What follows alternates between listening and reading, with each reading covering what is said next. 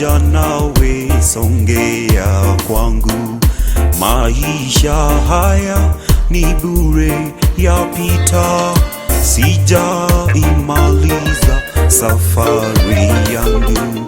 Songea kwangu usiku karibu. When I look upon the cross, all I see is you. Lord, I need you. Lord, I need you.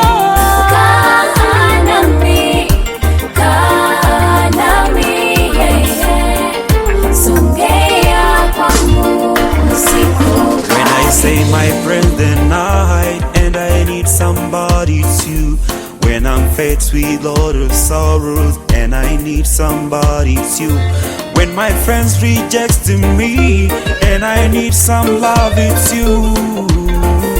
Lord, I need you.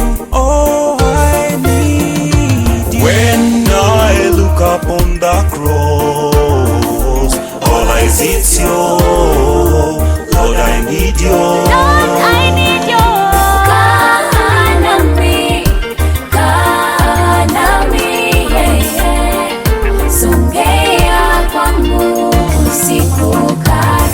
Let's draw near to our God with a sincere heart and full assurance of faith. Let us hold unswervingly to the hope we profess, for he who promised is so faithful. Hebrews 10 verse 22. Let us go right in the presence of God with sincere hearts, fully trusting him. For our guilty consciences have been sprinkled with Christ's blood to make us clean, and our bodies have been washed with pure water. When I look upon the cross, all I see is you. Lord, I need you. Lord, I need you.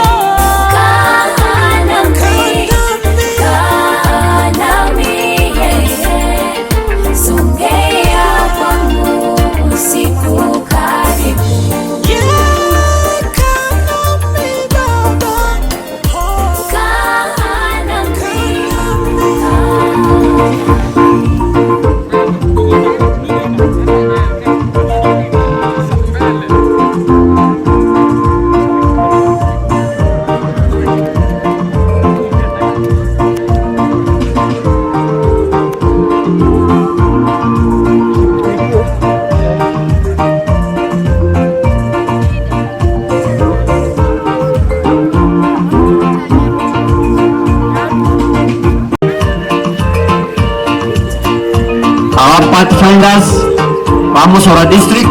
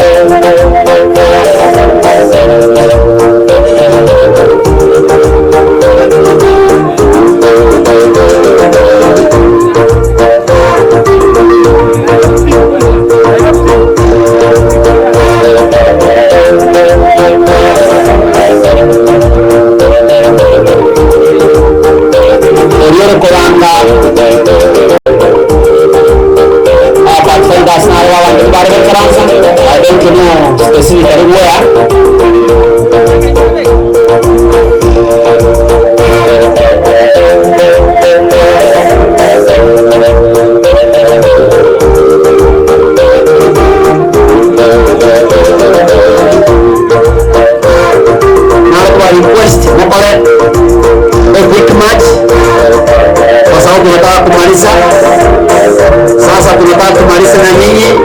Asante kwa hii. Weka lazima tabu.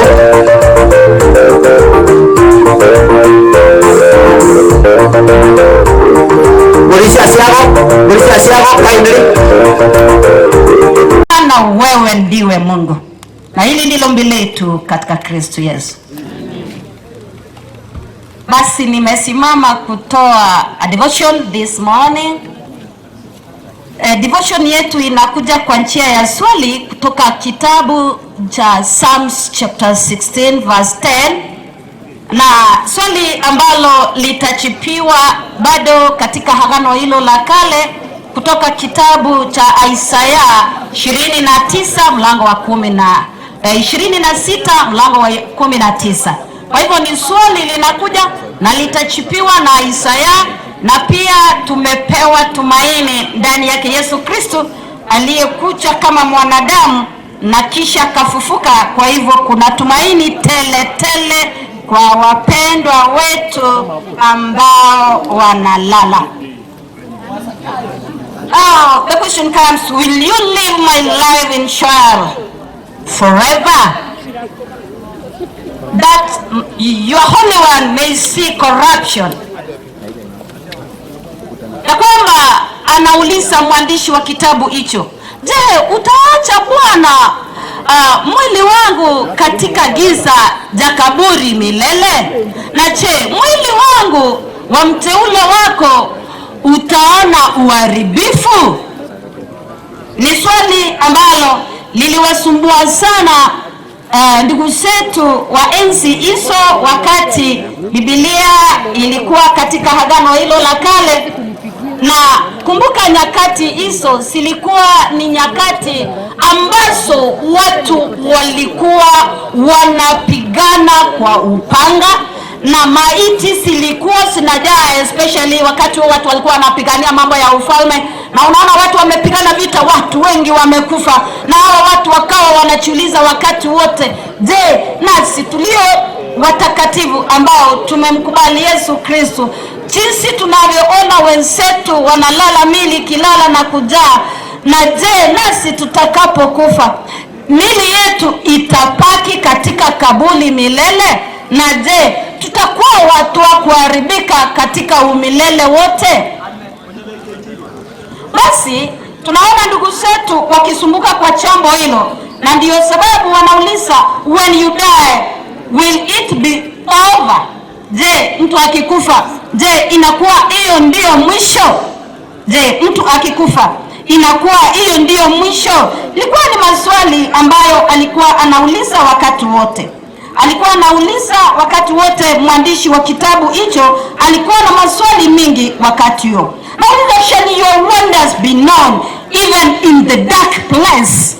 Je, Bwana, matukio yako makubwa yatajulikana mpaka kule kusimuni?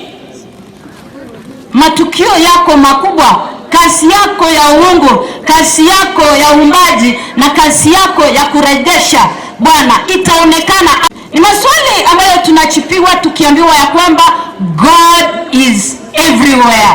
Mungu ni Mungu anayepatikana kila mahali, ya kwamba hata wale wake ambao wamekufa, yeye Bwana anapatikana pamoja nao hata kule kuzimuni ambako ni kaburini. Kwa hivyo Bwana anapatikana kila mahali, na ndivyo hivyo inatuagiza. Inatuambia he is an unchangeable God. His realities cannot change. Therefore, wherever you go in life, be it in death, he will be there with you. Haleluya. Lakini basi sisi kama watu tunapojisumbua nkigusege koba ekera abantu baitu basirire ekenekero mwanchu asirire muntu tari kunyara gwe control, tari kunyara pi na indi tari kwemanya ama kweli no mubisa gasoire igakonyegeri nonye pastor teneina. It's just right now. I've spoken to my elder from Nyamware, anaongea akilia, Pastor, I've been looking for you. My mom died yesterday early in the morning. My mom is no more. You know, ni changa ambalo linakuja hata kama tumekuwa watu wa kutia wengine moyo, unachipata hauna namna, hauna mwelekeo, but there is hope in Jesus. Hallelujah. There is hope in Jesus. Now we want to get an answer ya swali hilo kutoka kitabu hicho cha Isaya 26 mlango wake 19, na kisha baadaye nione nikiangalia kutamatisha kidogo. Kitabu cha Isaya 26:26, with my dead body shall they arise. Awake and sing, you that dwell in the dust, for your dew is like the dew of herbs, and the earth shall cast out the dead. Haleluya. Lakini ni mambo mazuri ya kwamba wale ambao wanakufa watafufuliwa, ni kwamba wote ambao wamelala katika makaburi, God will command when he'll come back a second time, he will command the heart to give them out. Kwa hivyo atatoa agizo na wote wale waliolala katika Kristo Yesu watafufuliwa katika ufufuo wa kwanza. Kwa hivyo mtu ambaye ako hai kwa wakati kama huu, wewe ambaye uko hai, tunajua ya kwamba tutakufa 40 years from now if Christ is not yet back. At least all of us tutakuwa tumeingia kaburi. Now the question comes to you, wewe ambaye uko hai, when I live now, because mtu akikufa sio wakati huo anaenda kukata kauli kushikana na Yesu. Kitabu cha Proverbs 1:22, we have 3 categories of people who are problematic. Number 1, the symbol. Number 2, the fool. Number 3, the mockers. I'm dividing them and I will end it there. This kind of people ambao wamekuwa categorized in that kind, always the book of Proverbs imeendelea kutumia these are people with bad character, ambao tunaambiwa wewe ambaye umepisha mtambo wa Bwana kachiebushe na watu kama hawa. And how can you know a person? We know a person through what he gives out of his heart or her heart. Mtu huwezi kumjua kwa mavazi, huwezi kumjua kwa utajiri, utamjua mtu kwa yale anayoyatoa kwa kinywa, maana kitokacho kwa kinywa ndivyo hivyo mtu alivyo. Wengine washangaa, tunaambiwa chakula huwezi kumtia mtu najisi, maana huingia kwa tumbo na huenda kwa choo, lakini unajisi wa mtu unatambulika kwa maneno yatokayo kwa kinywa chake. Na pasi tukasikie hawa watu ni watu wa hali ya namna gani? The symbol are the least harmful group. They live without thinking and are too lazy to change. Abayenere grupu enkepi grupu etengenenereti ndio muntu kwate principle ere igakumugoreri wobongo. Allo ere nabagutankanigwa ere nabakuirwa ndonsi hata bona Yesu imubata bomba tengere Yesu nde kutoka kalira ari Mombasa ari chinsana ime omuntu yo chikorigi Yesu atigire mwaya ochikomorigi ara. They are simple people, they live without thinking and they are too lazy to change. These are number 1, group number 1. Group number 2, the fool. The fool has matter.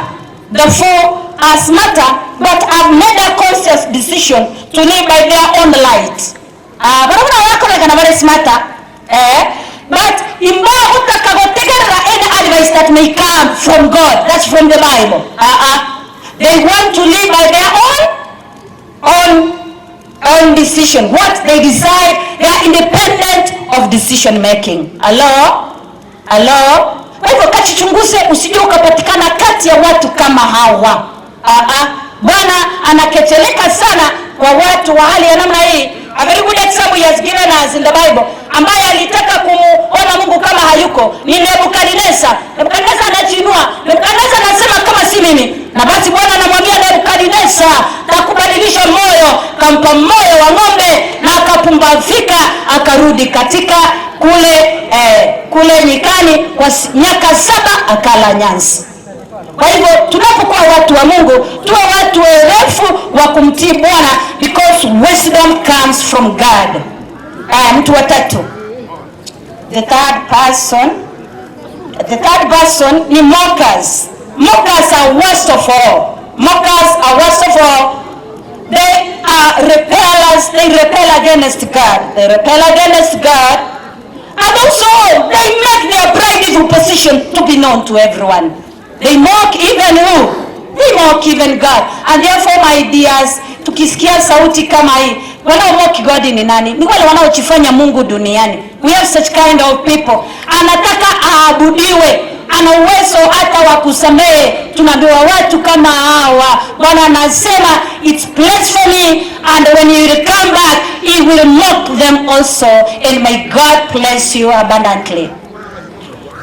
Basi naomba tuombe kutamatisha devotion so that tuweze kuendelea. We are praying. Oh loving Master God, we thank you because you're mighty. We thank you for the privilege that we live. We are not what than Mama Petsheba, but because of your mercies and also your wisdom behind it. Now, dear Lord, enable us understand why you've left us alive so that we can accomplish whatever you need. The day we present before your able and Master of peace, peace, peace prevail. In Jesus' name we pray.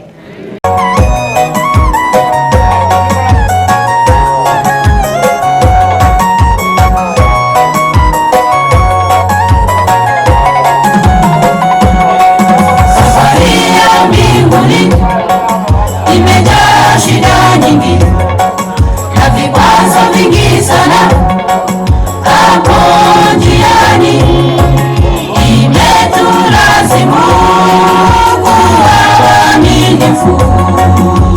Jenga imani juu ya Bwana Yesu, jenga imani juu ya Bwana Yesu.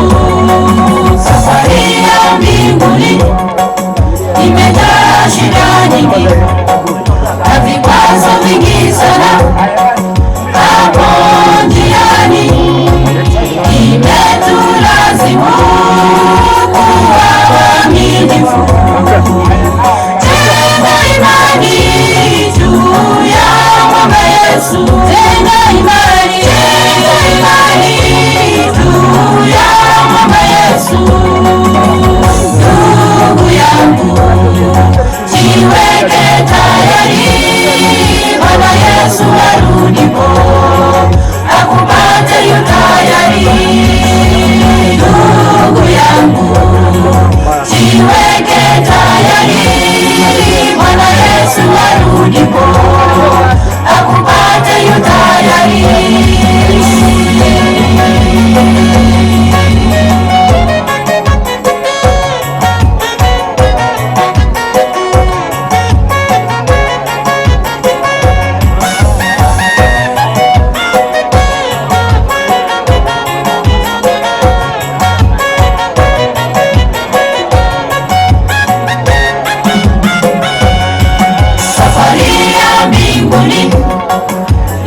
Imefananishwa na wanawali 10 walioalikwa kwenda harusi ya Bwana wakamlaki.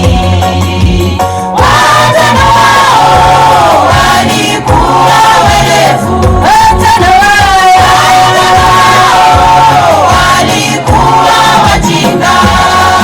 Safari ya mbinguni imefananishwa na wanawali 10 walioalikwa kwenda harusi ya Bwana wakamlaki. Watano wao walikuwa werevu, watano wao walikuwa wajinga. Ndugu yangu, jiweke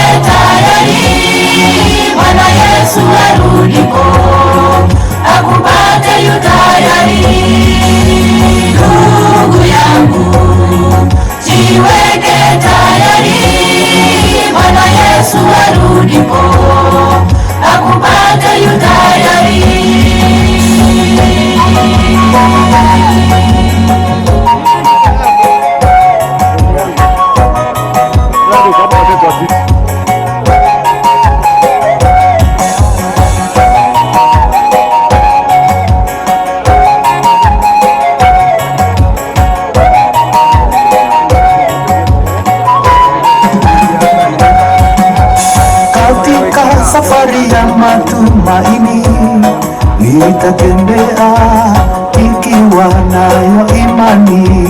Mungu wangu uniwezeshe, japo vikwazo ni vingi, nitajitahidi. Nimejifunga kiuno hadi nifike kwake, nimejifunga kiuno nifike kwake Yesu. Katika safari ya matumaini nitatembea ikiwa nayo imani. Mungu wangu uniwezeshe, japo vikwazo ni vingi, nitajitahidi. Nimejifunga kiuno hadi nifike kwake, nimejifunga kiuno nifike kwake Yesu. Ndugu yangu, jiweke tayari, Bwana Yesu arudipo, akupate yu tayari. Ndugu yangu, jiweke tayari, Bwana Yesu arudipo, akupate yu tayari. Ndugu yangu, jiweke tayari, Bwana Yesu arudipo, akupate yu tayari. Ndugu yangu, jiweke tayari, Bwana Yesu arudipo, akupate yu tayari. Ndugu yangu, jiweke tayari, Bwana Yesu arudipo, akupate yu tayari. Ndugu yangu, jiweke tayari, Bwana Yesu arudipo, akupate yu tayari. Asanteni, mnawaambiaje? Asanteni, Mungu awabariki. Mbele tuna Master Guide na Pathfinder ndio wanatupatia. Tufikapo mbinguni juu, tutaketi pamoja na Yesu. Hapana raha duniani, ondokeni twendeni kwa Yesu. Watamani kuwepo kati ya washindi wa dhambi, natamani niwepo pale, majina yaitwapo niwepo pale. Natamani niwepo pale, majina yaitwapo niwepo pale. Tufikapo mbinguni juu, tutaketi pamoja na Yesu. Hapana raha duniani, ondokeni twendeni kwa Yesu. Tuwatamani kuwepo kati ya washindi wa dhambi, natamani niwepo pale, majina yaitwapo niwepo pale. Natamani niwepo pale, majina yaitwapo niwepo pale. Ondokeni twende kwa Yesu, ametimiza ahadi zake. Hapana raha kabisa, ondokeni twendeni kwa Yesu. Natamani niwepo pale, majina yaitwapo niwepo. Natamani niwepo pale, majina yaitwapo niwepo pale. Natamani niwepo pale, majina yaitwapo niwepo pale. Natamani niwepo pale, majina yaitwapo niwepo pale. Asante. Toiwe wale wao pana kwa Mungu awabariki sana. Tumeanza program ambaye inasimamiwa na pastor ambaye ni introduce. Kuna mwingine baadaye atafuata. Wana ogerega okuganiwe kanisa, matakwa ya kanisa walitupatia mawaida vile tutaongoza mkutano kwa njia ya kanisa. Tunataka kila mmoja wetu tuwe watulivu kabisa na tutii vile tunavyoongozwa na pastor. nataka kusema matakwa ya familia ya kwamba tumefiwa na mama, na tunajua ninyi nyote mmekuja kutufariji, to console us. I want to say from the start, this is not a political rally. Hapa tumekuja Masisi. Bwana asifiwe. Tusikilizane kabisa, muondoe mawazo yoyote. Nataka tuone watoto wa mama pamoja na baba wakiona mpango ambao unaendelea vizuri. Kwa hivyo matakwa ya familia, familia ilieta eto Molembe na ndibuna abo tuongoza kurwalia igo tukwanitebo. Haleluya. And chi consultation chinyinge njarete amo kora to bwata adjustment gestorale asato konye ko twasabire ngomanene abasisini. Bwana asifiwe. Kwa yule family pamoja na kanisa tuko pamoja, na tunataka kuona mpangilio mzuri mpaka tumalize. Pastor ataongoza sehemu ya kwanza, ni pastor ambapo tutapatia mwingine atuelekeze mpaka tumalize. Asante pastor. I know you are calling the family. Igamba kwani asereta yo munne Yesu Kristo nga bwakire mbuyamule. Manyitura sama bena butokwanania. Elindi ligosalia ebiriro biritole na birobyo. Igonale ngigoteba nanchinga kuna mwachire iga mwakolire buye kyagera omuyigo yobono igo chakire kuwenera singinji yogo chakweno. Yale ko bamuyo muyigo yotole kuwenera. Ayirane iribuyase kanisa sokorobelyo kuyanga chikwaya na chichirabe chinyinge aseri tukweli chitoletere okoremio konene kwa matera babwate nabuna barandi na barabo bwate okoremio konene kurwase ebuku timbwati mange igonkoirane lingambu yamono naende nale koirane lya nanchinga amangana aliago na bukwanunga omorembe nonye naye renge linga ekero gusalia omorembo yo olelele mono iga ngoreta oroboko mwasura yo monyene igo ogwesaliria tigango tochamo tukwane ng'omorembe tigogenderere ayeno aramakembu ya mono.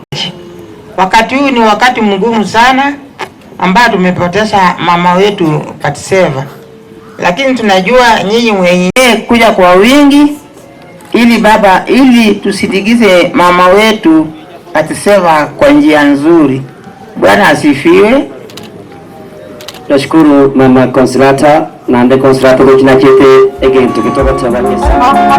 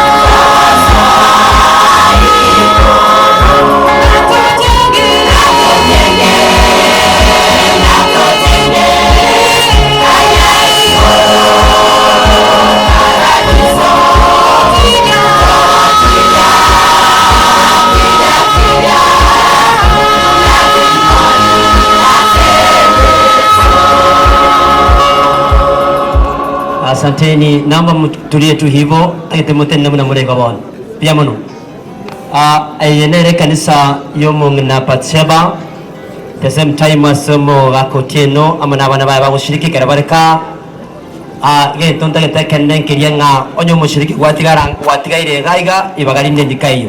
Nare kugania kamera mubabeke buye bichaigo kera bachire kunyakoba bakoende kienge kene omongina onyare koba kagotimoka abarisi baito bare somusangarekano ase ekwaye namona samani kanisenge mama bakoigorega barisi ambya mu muruji nabara bange badikonesi bamwa Bathsheba kera bakole mirimo mama nabarago abakoigorega kabisa yasati gabasenye nande yasati gabalemye ase safari yiga na tuli tari kwa Amerika masese narigati inayo. Ili tushukuru Mungu kwa sababu ametupea mama kwa huu muda wote. Sasa nataka kuambia familia ya kwamba mfarichike katika Bwana, mjue ya kwamba Mungu ndio kila kitu. So nataka kuombea familia ya kwamba mfuate nyayo za mama. Ikiwa kuna mmoja wao katika familia hajamjua Mungu, aweze kurejelea, sababu hizi nyakati za mwisho. katika Revelation chapter 21 verses 4 anasema ya kwamba tawafuta machozi, kifo hakitakuwa pale wala kilio, kwa sababu mambo ya kwanza yamekwisha kupita. So tujiandae. The Lord is coming with a reward to give each and every one of us according to our deeds. That is Revelation chapter 22 verses 11. Na Mungu aweze kuwabariki. Yamano omolisia nagania korogo sababu na kwa wate maike deka yaboniga omolisia soko saba nyasa useni. Yamano sana. Tikangora kibwanta hivi. Yamano saumia. Iko tora singinjo yo minto. Toko yiria mariga. Iko to ichane te kiagera onyo bwenge ncho orura sobosubwaito. Lakini rende uchinga kichaye kire ntogwa kye kitora akole. Ngakobo wanja kwao nga omuyego yebona kwayolendere kurwa asirete na wikarero. Ono iga ayagendere tasenge ncho yokubakeri tali aho kubwatekana nemirimo yakorekire. Ta tomu yakoranje obamo no mugando yo gwonzi. Bagani baito barasikinjira gocha.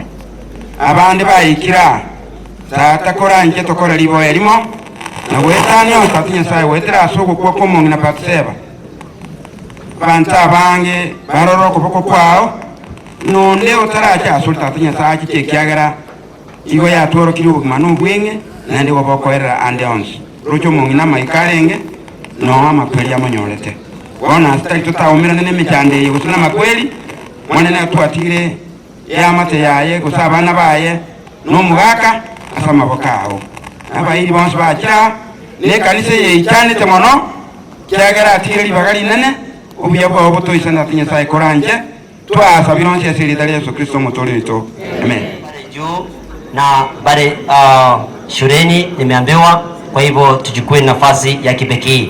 Nyacheki ndio wanakuja tu hapa mbele. Baadaye Nyacheki kitoka tu hivi, Igare ndio ningependa kwamba Igare team nanyi mjongee tu hapa mbele. Baadaye niweze kupata mno bangakire vichenge hapo na iga bia mno. Naomba Kimaiga please a statement. MC wa siku ya leo Pastor, tunasema tu pole kwa ajili ya mtu ambaye amelala. Huyu anaongea ni Pastor Kimaiga kutoka Nyajeki, na tulikuwa tunaishi na mzee vizuri. Sasa Mungu anaona vizuri, amchukue mama. Mbarikiwe sana familia. Awanjwa mwanangu kwa nibia mole. Poleni sana. Ase omongina sokorara na ndende omugambio anatarajiwa gotogoteba nga pole sana kwako iwarende abantu bamintu mwabe Nyacheki omongino oyo nomongino orenge sucha lakini rende ochire igotwache kubya ngora abamate bagaiga poleni sana na bamintu nesipi orikinsemo yejenze poleni sana. Pia mno ono tiengeri bageriga. Naomba tutulie maombi. Tuombe. Naomba tutulie kwanza kwa ajili ya maombi. Mochano nyasa serikali ya Yesu no mwiko mochano. Twakira subu aho chinga kichiga cyabona mambi Yesu. Roma komoke. Omenyira se emyaka ya nyasa kwa mweta subu iko bwense. Otigire anko. Na baminto nyasa na bacho corona twins. Nonyene kanisa eliye sarenge amanyire Nyasaye bono kwabikira okoboko kwao ase familia yaye nabona umuyoboyo iga Nyasaye namanyire nayo nyetenerete kabomo tea Nyasaye ero miliyonse kogenderera egenderera wetera asubu buyibwao yamone kero turakure Nyasaye bonene boimukiriribu igoro Nyasaye ase familia elia yamone gekora nokora manene na manyire Yesu Kristo togotige familia elia na twensi twacha tosiseni sizeni chinga kya keroyo homo mabira yabara tanubwanchani ibore machinga cyabo yamune gekora nokora maya nasabire wetera somwana Yesu Kristo motolia. Amen. Santeni Pastor ceremony, asante kwa nafasi hiyo umenipatia. Kindly give me just a minute to say a word. Batseba tumeishi naye kutoka 1970 mpaka 1984. Nikiwa msasi mlezi wa watoto wake katika shuleni ya Boitang'are. Niliwatunza, niliwasomesa mpaka wakawa watu wazima. Mungu aweke roho ya Batiseba mahali ataona ni pazuri. Batiseba was a caring mother. She was a loving mother. Bana badia mwatenete mwarentereta magokane gakitene na serie taria Yesu mwensi pi paka bamwa Batiseba.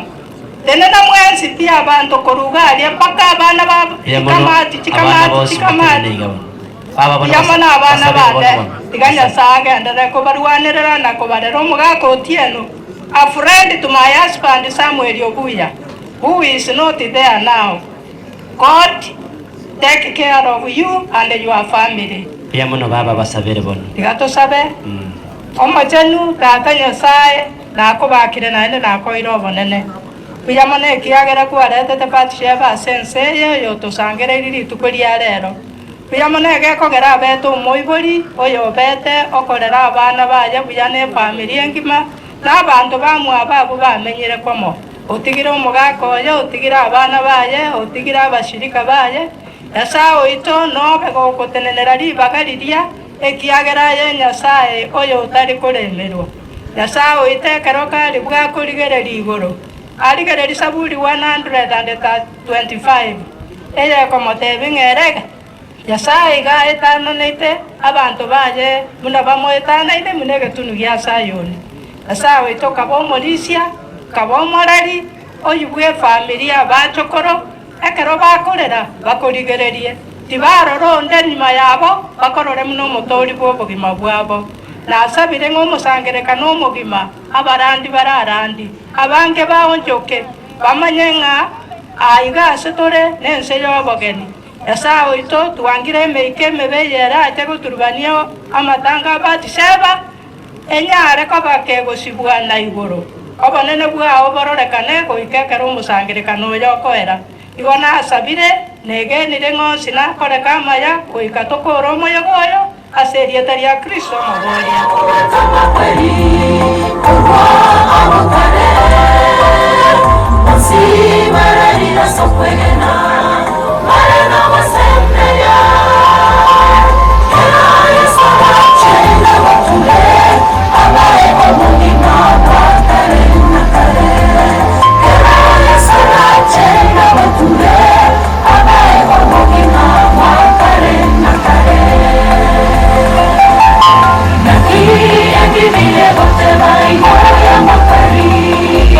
Yes,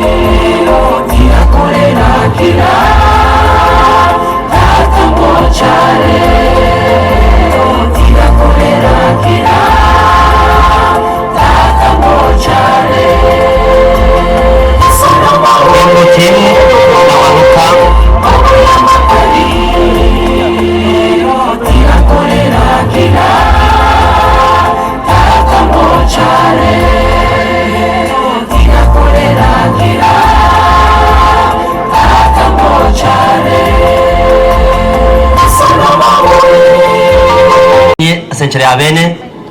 Nipate John Moseti mahali ulipo, just a statement. Mungu aweze kuwabariki. Benkayo mwaka Otieno mwensi basani n'abayiri bakerenchera chikanisa cyakira bantu bekenyoro na intumu n'abantu bogembo tuatebire pole ase obokongo bw'obusiri omongi na Bathsheba tiganya sae are tobare mwasenkeye naende ande onsi arakoreka somo yobo mongina aere buya tigatusabe tato mono no itore goro mono mbuya mone kiagara yo twanjite buna abana bawo aya kwarweta matuka kero monto baka chitage kachiaye akomenya sobosi bwense tata imbuya mone kiagara gwanche tomongi na Bathsheba akaba sobo iko bwense asama tukaye bone karutora somo yegoye tukosaba ngo buya bwao no boremu bunyare koba asabana baya batigaire no mugakoye na bonsi abakonye bare yange amonere obuya bwao butoisane twensi na kubwa mono otokonye kwirigania suburu tuburi watoroseri kyaro ngo boito boro bwenge aseri tere Yesu mutorito ate abantu babumwa abangina Rome na inimoko bwati kono maega nyore kurwaseke gochi team Peter Onkundi gose Malak Obwogi ayo mwino atosabere abangina Rome mubwati kono maega biamono ayo mwino saba erinde mweli bakari abende kisi Nairobi team. Naomba mmefanya kazi ya kipekee, tuende pale juu ili tuweze kuonana sana maneno fulani, na nanafio kwamba kwa familia ya Unkone gose Obwogi biamono aseri baga etimu emwara yaiga gosaba kaine abantu barureke gochi sobo Otieno familia eri yarogoro yake gochi nere yiga mumanyete lirumbe buna lyaba nande mbura yajaka gutumambia abantu mbalenjera gocha igo ndokonyara kumanya na twense marieta lakini abantu na bange balenjera gocha batarakirana buyamano tigadosabe omwanjwa Nyasaye woko bwokanane bakonesko nebyao byamuna sengenjo yeri tukeriga nambiyamuna ikiagera kwarorire mbiya tochaseri yeri lyo mongina oyo tiekire korara orari rero tutanganeire omonene abatu atigaire twamanyire nintu turenda asachire bano musangerekano mugima nasama bokao abana baye abasani abairi n'abantu bekingenjo kyonsi abakira sengenjo iyo mongino oyo kobakirori muna kunyara kobakoeniwa twamanyire kero turaba bege niyo monene goiko mwerio ntumirane no mongino oyo tiekire gututanganda bano musangerekano twabikira samokao abaraiberi tukeriga abana barasitera sengenjo yo gocha koenekia bonse nasama bokao twetikira so koro wanja kwa no rarore bya seri tukeriga rigima n'abarandi abarabaseri tukeriga abana bao abatore moyo tutarara kanyara ringana lya origo tosesena gutusikianya kanyoro bugima bwa kare na kare kabamo naitwe twegendere no bamo naitwe nani ko mwario na seri ya Kristo motoria chikorera ni numoko bwati maega chikorera wochase family yo mugaka Otieno chikorera Jones P ebiche yuna bekobe yengenjo kapisa chikorera na unare gusabanga nyinyi ndio mtakaofuata baadaye Nyamaruma erinde etogotera kwa bene asendeke abene monga njere gabange ngerianga asentukulia lero mumasi motuno jenye nyarekane toyiri bakali abene asebiri bake familia kwa nete bagocha na kwa kutokoreta pia muno abana brothers and sisters abasam to the late Samuel ma inye asenchira abene bono muna murega ayo mameke statement eyenjerende na ndakoro gusaba immediately within less than a minute ekerontara chikorera urmaega biamona soko tonore ari baga aki nchengoro Samuel Oeli yorai nero moneno mintu my elder sister one as a family na boto bwato umuicha actually omondo komonene etowosinyo kwana igendo akitoratebe nyasao moirete naroche kiagera taka moira tugamubeka sagia mwana mtu warseva ale kujaki mokoyo no tigaiga gogo sabra kine amwacha abamwacha akimuto sabere asa family eto chande pi yani anyway tusabere musabere mokoyone n'abana batigarete Nyasaye abarende bake Tato ito Nyasaye ayoyo ligoro mono twakira sobo sibwa ochinga kechi twakobakire nantu agotoire senge twanya twali bageli byamuna senge kwa tweto omwana omuntu pacheba ande mnara alite tata Nyasaye naye kwa manyite tata Nyasaye baiwa baitu twabekira sama bokao nyaroko bagata chinga kecho bokendo obonene nyaroko bamona baro tata Nyasaye ramoko yone tata Nyasaye boygo nyaroko bamona nete tata nyaroko bagosemeri wetani embera nabon tata Nyasaye muna into abana bamwabo pacheba twarere wocha sobo sibwawo nyaroko twagata chinga kecho bokendo obonene ndoko bako kwa ko nyaroko rekana musangere ko yo mugima twayebekira sama bokao twasabira omurembe tata Nyasaye nawe kali tukoli kwera tunyayo kubakana uko mukere ligoro senge kwanyari gutubwira kitogusaba amange yamagito userekera bwasore myamabira Yesu Kristo mutore itu amen. Enu wako katika familia hii, naomba tusonge mbele kabisa pale mbele ya podium. Wale ambao watoto wao wako hapa, watoto wa hii familia tena wameolewa, atasema kwamba wachecha ndio mnakuja hapa mbele. Wakati unapojipanga, ningependa kwamba mchipanga tu vizuri, hiyo picha itakaa vizuri. Ndio nyinyi nasema wale ambao mmeo katika familia hii, pia tena watoto wenu wameolewa katika familia zenu, ndio nasema kwamba chikorera kwa Kiswahili nasema kwamba wachecha.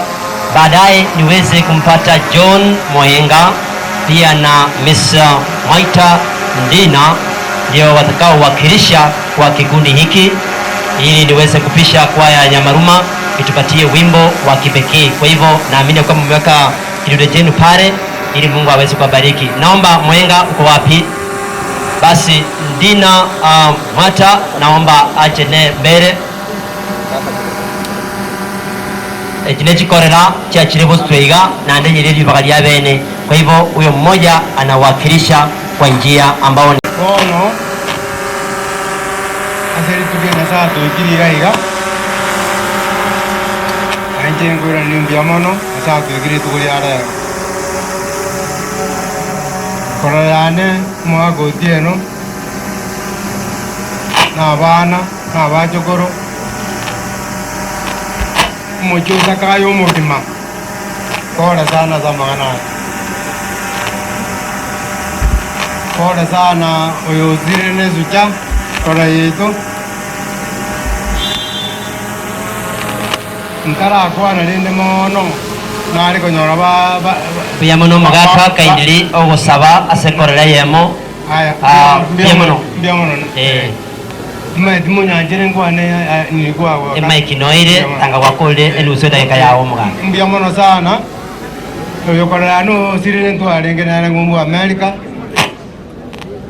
ni go twanja ine mono litukoria chuma ni gatumete si migocha story kanu kware ngo twake tukagamba nere igo twakora adae limambia esimnande ndego cha kurasa mwana Joshua wata wakora ino rwali na tokore nyagitari kono go kanyagitari anda akaiga itagejecho na ngo nyali simiende nurali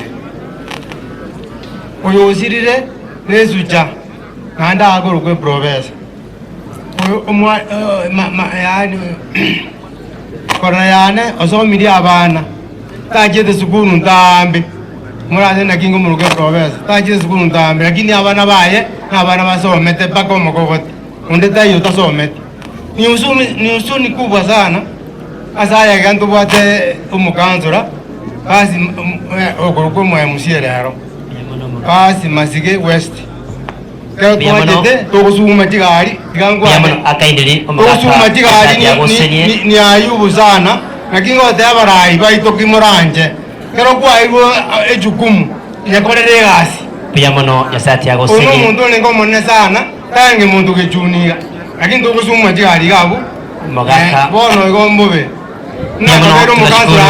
tunashukuru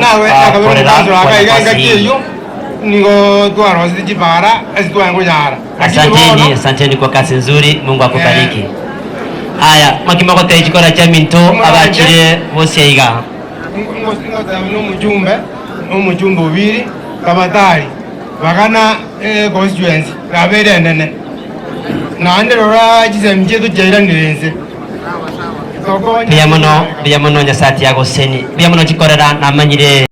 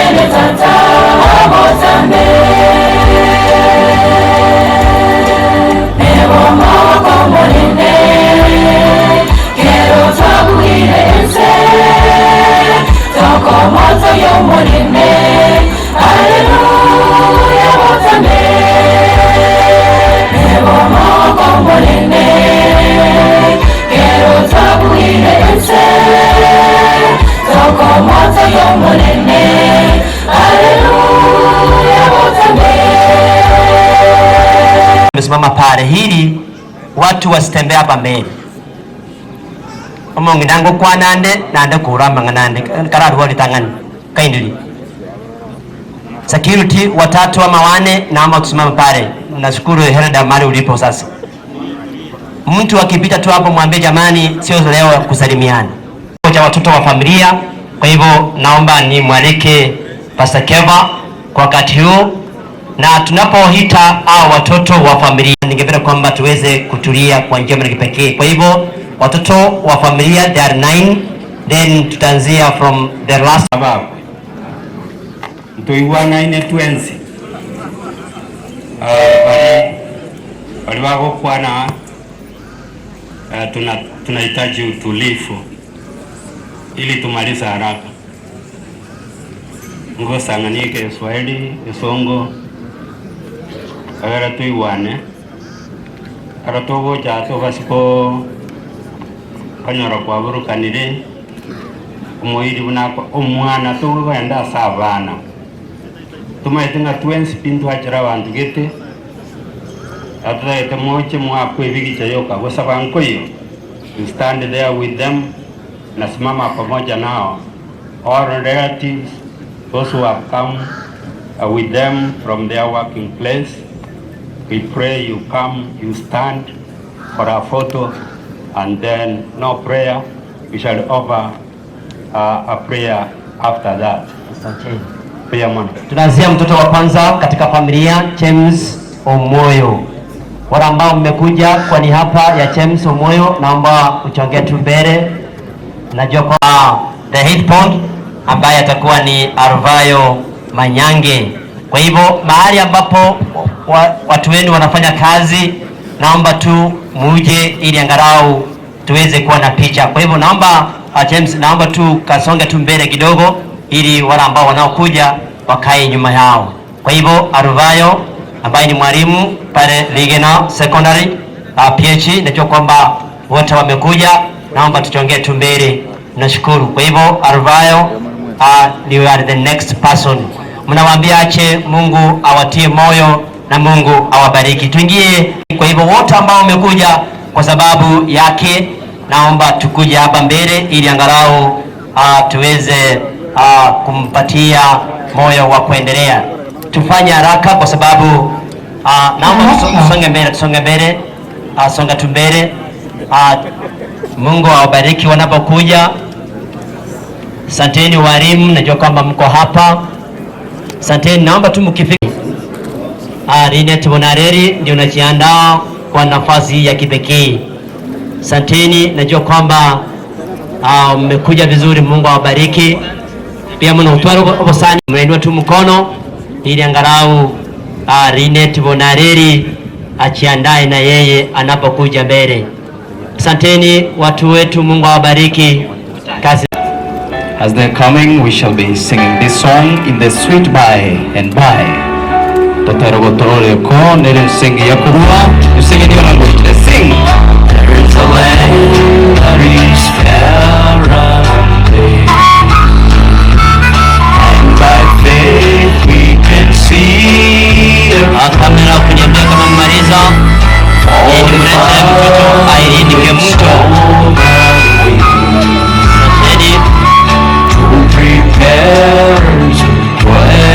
Sing for them.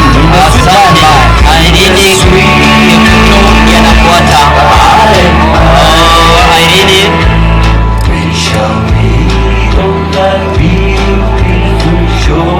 asanteni, naomba tupate Irene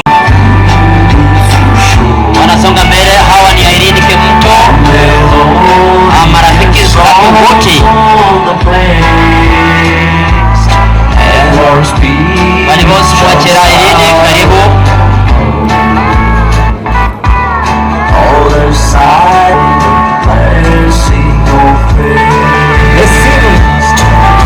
Hawa ni Irene Kemuto. Baadaye tupate Tupako na Gocha. We are on to Fanis Moral. Naomba tusonge mbele, naomba tusonge mbele, naomba tusonge mbele. 1, 2. Titori na wamenyo we no by Songe mbele. Touring da omenyo. Aya. Yo kwenye Tori adiga. Foremi we asenane. Wale ambao wamekuja kwa sababu ya Mary ndio hawa. Kigo cha abantu ba Mary Voice Free udatatigaranza.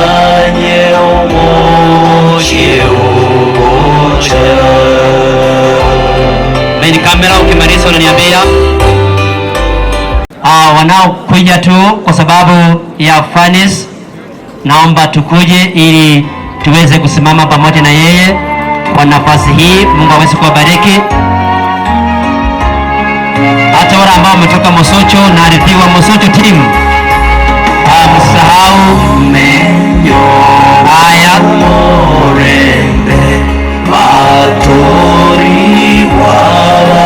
wote ni wamekuja kwa sababu ya mja pamoja.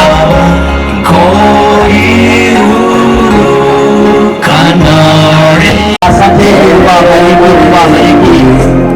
Asanteni, Mungu awabariki kwa vile hili limefahamishwa, mko hapa katikati. Tunashukuru, Mungu aweze kuwabariki. Asanteni. Baadaye mtapata nafasi kwa special groups. Hao ambao wamekuja ni familia ya Daktari Ombeka, ndio wanaokuja kwa wakati. Katika jina la Yesu, habari zenu? Karibuni. Ningependa kuwakaribisha nyote kwa ajili ya kuja kuomboleza nazi. Kwa ajili ya kutopoteza nafasi, nikubalie ofisi yetu kuu ya South East Kenya Field iko hapa Nazi. Tuko na president wetu, tuko na treasurer wetu ambaye pia amefika kwa ajili ya kufariji familia. Ningependa nimlete wa treasurer mweka hazina kwa baraka ya mkoa wa siku ya leo. Tena tunashukuru kwa sababu nimeweza dakika moja nipige tezi ndio. Kwa sababu ya kila mmoja wetu ambaye amekuja kwa minajili ya matanga haya. Nataka kusema pole sana kwa familia kwa msiba wa mama Kaseba, na pamoja na sisi sote tunasema kwa treasurer in one of our churches, and we thank God for her. Wakati mzuri nataka niweze kuwakaribisha our lay representatives ambao wako katikati yetu. Lay representatives, please stand and wave to the congregation. Lay wetu ambao wako hapa, tunaomba muweze kusimama ili muweze kupunga mikono kwa minajili familia iweze kuwaona. Thank you very much. Tumewaona hao ndio lei wetu. Nataka kuwaleta pia departmental directors ambao wako katikati miongoni mwetu. There might be departmental directors from South Kenya Conference, Atanyamira Conference kama wako one song. Thank you.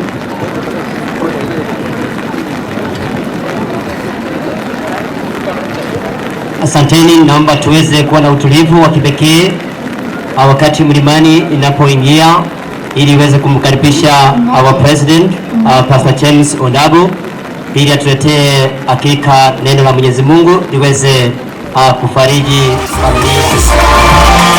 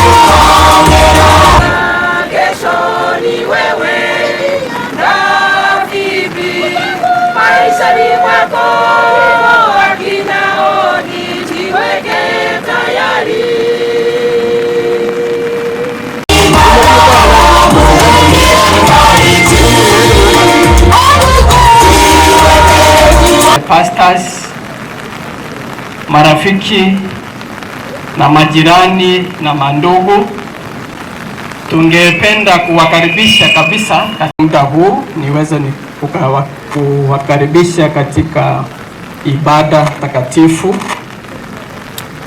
ambayo itaongozwa na mchungaji Ondabu James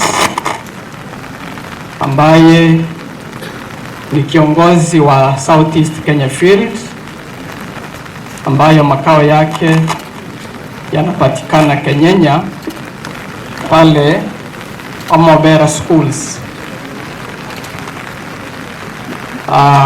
Kama kanisa la Waadventista wa Sabato, na sisi tunajumuika pamoja na nyinyi kwa majonzi makubwa wa kike ambaye amelala katika nchi za ng'ambo, na marafiki pamoja na familia wamemsafirisha nyumbani kwa ajili ya sherehe ya mwisho. Kwa hivyo ningepongeza sana wale ambao wameongoza programu hii, our church elders and also Pastor Mumanyi and the area pastor, Pastor Emily, kwa sababu ya kuweka mwongozo mzuri katika ibada hii. Kwa hivyo ningependa kuomba kwamba tuwe na utulivu tunaposalimia mheshimiwa former governor Ngwae, lakini tuwe na utulivu kwa sababu tunafanya maombi, na maombi ya kushuka ushikamane pamoja nasi katika ibada hii fupi ili tuweze kutia hii familia nguvu. Mapenzi yako yazidi kwa pamoja nasi. Tunaomba katika jina la Yesu aliye mwombezi wetu. Amen. Kones ama shemashi ambaye sasa hayuko. Mniruhusu nitaje ni nini tunasoma. Somo letu linasema tumaini la waliolala katika Kristo. The hope of those who have slept in Christ. That is our thought. Na kwa hivyo nitawaomba sana kwamba Mungu aweze kubariki fikara zetu ili Mungu aweze kuongea na sisi katika somo hili. Tumaini la waliolala katika Kristo. Kwa hivyo kuna tumaini la waliolala katika Kristo. Jesus prepares his disciples regarding the future difficult moments. Tutasoma katika utangulizi Yohana 14:1 hadi 3. Yohana 14:1 hadi 3. Pastor David, Biblia inasema hivi. Biblia inasema, let not your heart be troubled. Let not your hearts be troubled. You believe in God, believe also in me. You believe in God. Do you believe in God? Believe also in the Son. Akasema, in my father's house are many houses, mansions. If it were not so, I could have told you. I go to prepare a place for you. And And if I go and prepare if I go to prepare a place for you, I will come again and to receive you to myself. That where I am, there you may be also. There also you will be. Hallelujah. Najua kuna Biblia mafungu mengine ni yale ya kawaida, lakini tena niseme hakuna fungu la kawaida.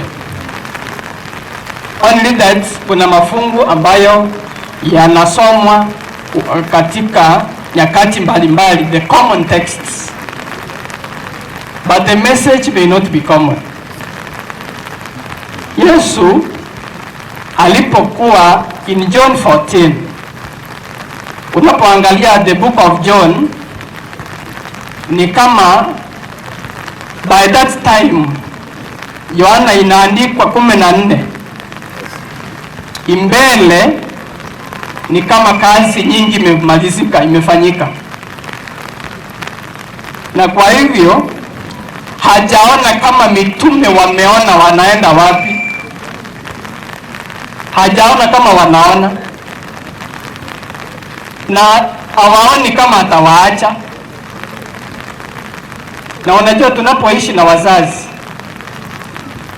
hata tunapoishi na watoto, tunapoishi na marafiki, kuna kitu kimoja ambacho hatuna, that intimacy, ile hali kwamba wamezoeana, wamekaa pamoja kwa siku miaka 3.5, itawasumbua. Lakini hiyo haikuwa hoja kubwa sana. Hoja kubwa ni kwamba Yesu anaona mitume watapitia nyakati ngumu, watapita katika mateso. It is from this, hata Yesu alikuwa ameona the destruction of the Jerusalem temple ambayo ilikuja kutukia baadaye. And I know you are not prepared, and I even know you have not foreseen, you don't even see. Lakini anawaambia msifadhaike mioyoni mwenu, mtaachana na wapendwa, msifadhaike mioyoni mwenu. Mtaachana na watoto, msifadhaike mioyoni mwenu. Mtaachana na wapendwa, msifadhaike mioyoni mwenu.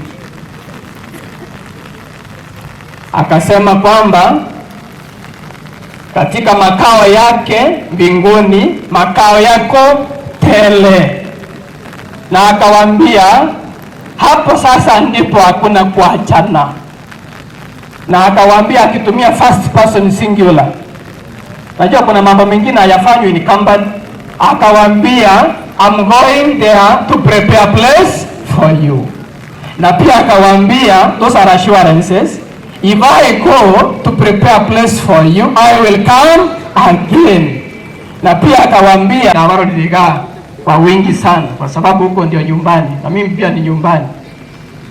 Kwa hivyo anasema kwamba msifadhaike mioyoni mwenu. Kwa hivyo katika somo hilo Yesu anataja mambo mawili. There could be many others ideas, but I just want to mention two elements here in this that are appearing here. Yesu anataja wazo la kurejea kwake mara ya pili. So in that text you can see that Jesus will have to come again. In that text, Revelation 1:7.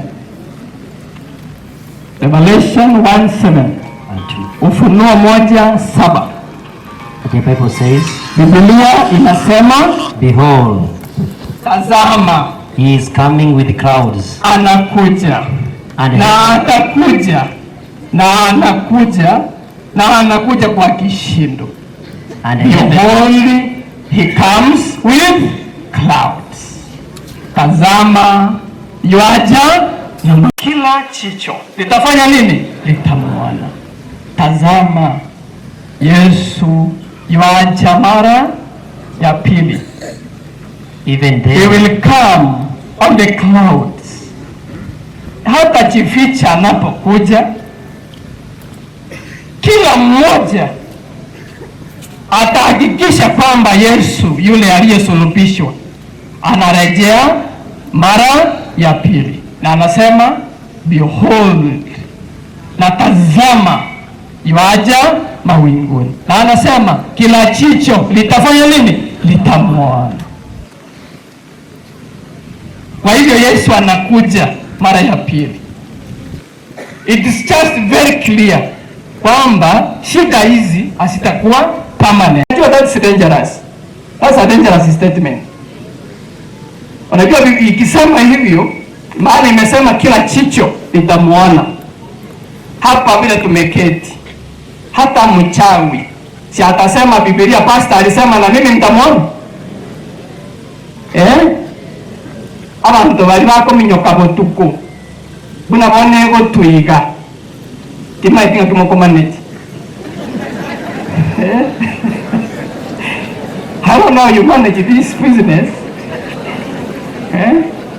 Gosengo banji gosengo anja bire motige mbure season yerasira umanye gocha kugendelera. Na wao si watasema pastor alisema Yesu akikuja kila jicho litamwona. Danieli 12:1-2. Danieli 12:1-2. Nisome kwa haraka. Biblia inasema hivi, at that time Michael shall stand up, at that time Michael shall stand up, the great prince who stands, the great prince who stands, watch over the sons of your people. He stands and is watching all the affairs of the people. And there shall be a time of trouble. That time shall be a time of trouble, such as never was since there was a nation. Such as was never since the nation was. Even to that time, even to that, delivered. Your people, God's people, will be delivered. Everyone who is found written in the book. So that text is very particular. Everyone who is found written where? In the book. In the book. Sasa nafafanua, nasema Mikaeli atasimama ambaye ni Yesu na atafanya wafufuke watu kutoka wafu. Wengine watapata uzima wa milele na wengine wapotee milele. Lakini and then and the men of those who sleep in the dust, and the many of those like Bathsheba, and the many of those who sleep in the dust, some to shame, and some to shame and everlasting contempt. Kwa hivyo tunapoendelea katika safari ni vizuri kujua kwamba kutakuwa na hatima, na hivyo wakati ikifika itakuwa namna gani, itakuwa aje katika safari yetu. Kwa hivyo tunapotembea, for the Lord himself will descend from heaven, will ascend from heaven with a shout, with the voice of an archangel, with the voice of an archangel, and with the trumpets of God, and with the trumpet of God, and the dead in Christ will rise fast, and the dead in Christ, and the dead in Christ will rise fast, fast. Kwa hivyo niona anaposema tazama yuacha mawinguni na kila jicho litamuona, haitakuwa hivyo. It's not that's not a general statement. Kristo watafufuliwa kwanza. 17 umesoma? Then we who are alive and remain shall be caught up together. Ndio Yohana aliposema kwamba tazama iwaja mawinguni na kila jicho litamuona, tujue kwamba there is first resurrection and there is second resurrection. The first resurrection itafanyika kwa watu gani? Waliomfuata Kristo. Wale hawakumfuata Kristo walifufuliwa lini? Baada ya miaka 1,000 years. Verse 6. Blessed and holy is who is who has part in the first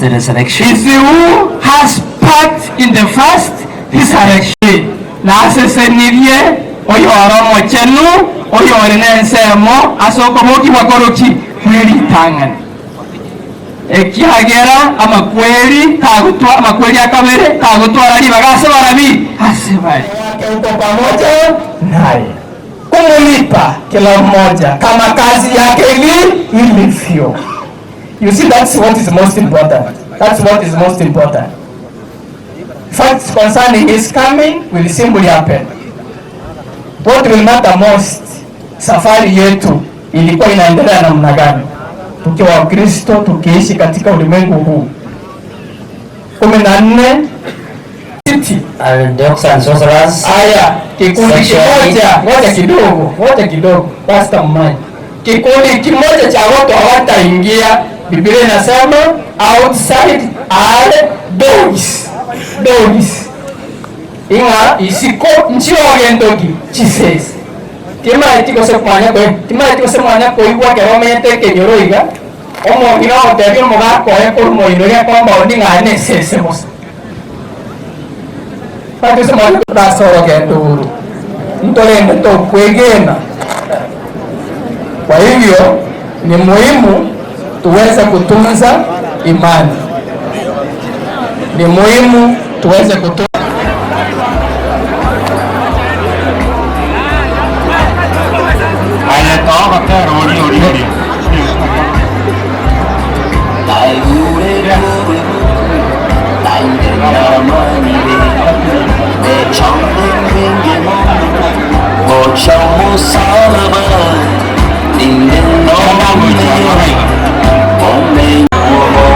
ondokeni kama wewe umesimama mbele ya jukwaa. Hawa ambao mko hapa soldiers, naomba mtoe watu waende pale juu wote. Ondokeni wote pale juu basi kwanza.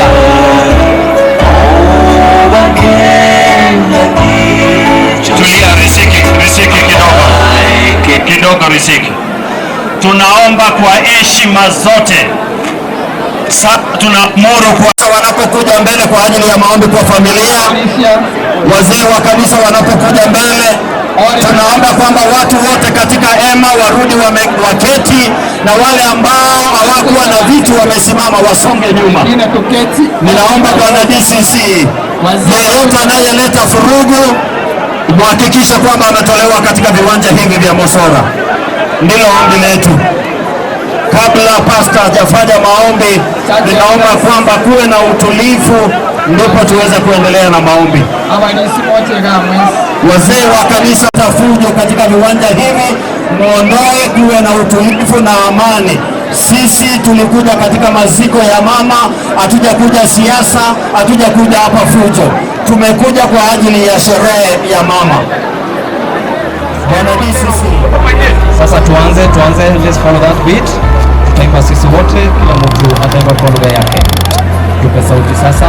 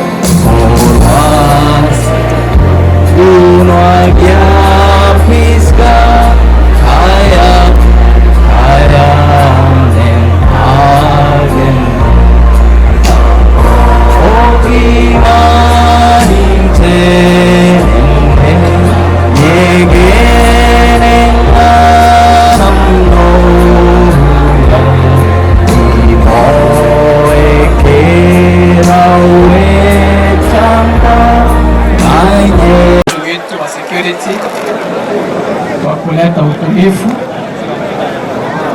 na pia tunaweza kuomba kila mmoja tuweze kuwa na heshima kwa Mungu, na hasa heshima kwa mama huyu ambaye amefanya kazi kanisani kwa utulivu. Harusi yake iweze kufanyika katika njia ya heshima. Kwa hivyo tunawaomba kabisa viongozi, kila mmoja tuweze kuembrace self discipline tunapofanya harusi hii ya huyu mama, kwa sababu yeye sasa hajui, lakini alifanya kazi yake kwa utulivu.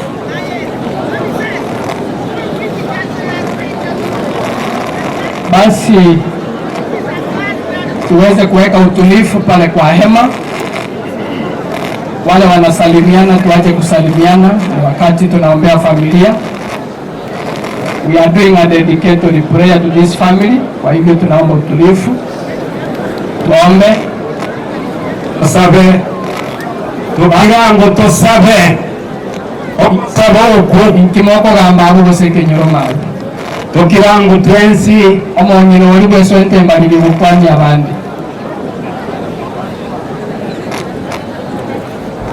Tusabe. Na unaelewa ni kwa nini amelala hivi na kuacha familia yake wakati wanamtegemea. Ningependa kuwashukuru watoto kwa sababu ya malezi mazuri kwa wazazi wao. Tunawaombea kwamba wakati huu baridi itakuwa kubwa, usimame na wao waone joto, uweze kuwa mtu wa nne kama Shadraka, Meshaki na Abednego waliposimama na mtu wa nne. Hawatasimama peke yao, utasimama na wao. Huyu mzee tunamwombea sana kwa sababu ya ule upendo walikuwa nao ambao sasa hatauona, umlinde na uweze kuprovide kwa ajili ya maisha yake. Tunaombea mkutano huu kwa sababu kuna mengine yataendelea. Utulivu uwe. Viongozi wetu waliotambuliwa na Biblia kwamba wewe ndiye umewaweka, kila mmoja ajiheshimu na aheshimu mkutano huu. Mapenzi yako sasa yaweze kuwa pamoja nasi hapa kama mbinguni. Tunaomba ni katika jina la Yesu aliye mwombezi wetu. Amen. Baba Mungu, katika jina la Yesu Kristo wa Nazareti, tunalibariki jina lako mchana wa leo. Asante kwa sababu wewe ni Bwana, hakuna Mungu mwingine aliye kama wewe. Ilikupendeza kwamba uite moyo wa mama nyumbani. Bwana, tazama amewaja jamii yake, mzee pamoja na watoto wake na watu wote ambao Bwana wamekuja kushuhudia mkutano huu. Tunaomba katika jina la Yesu Kristo, Bwana ukasimamie mpango huu mpaka mipango ya mama mtulivu itakapoisha vizuri, tutalisifu jina lako. Tunasambaratiza nguvu zote za kila aina, miinuko itakayoinuka kinyume na mkutano huu, katika jina la Yesu ipate kushindwa. Bwana, chukua nafasi ya kwanza, kitetee katika mkutano huu. Haya ndiyo maombi yetu na ni kwako Yesu tumeomba na kuamini. Amen. Amen.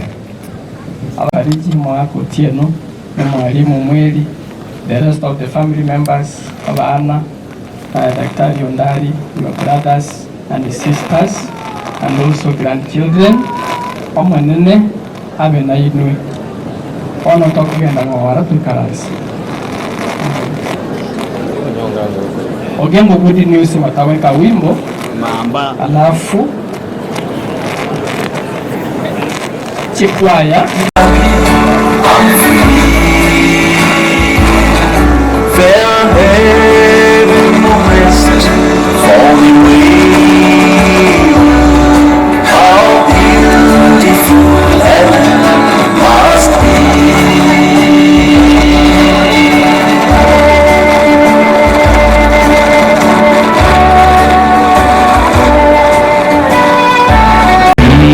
Let's sing that chorus.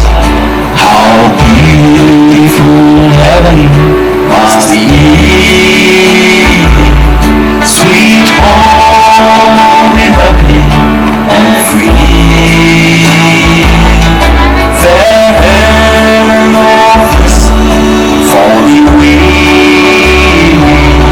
How beautiful heaven must be.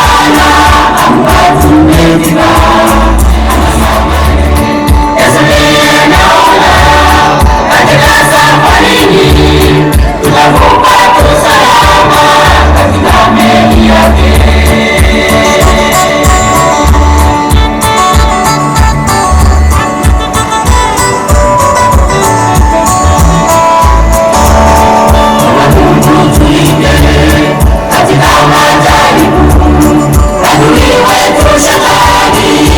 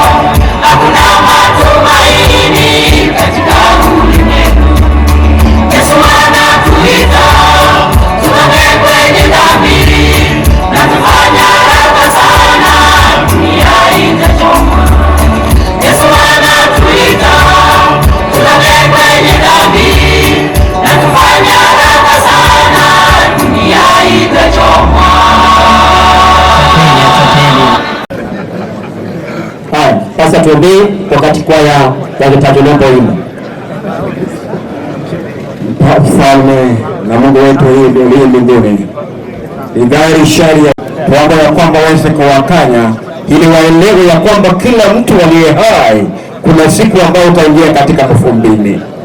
Tusije katika hali ya kuonyesha ya kwamba kuna ubabe katika kila mahali, ikiwa sisi ni viongozi wa sehemu mbalimbali. Tuikabidhi familia hiyo katika mikononi mwako. Katika familia hii tuambie serikali yetu na serikali zote, ili Mungu aweze kutawala katika fikra na mawazo ya watawala, na hili ndio ombi letu.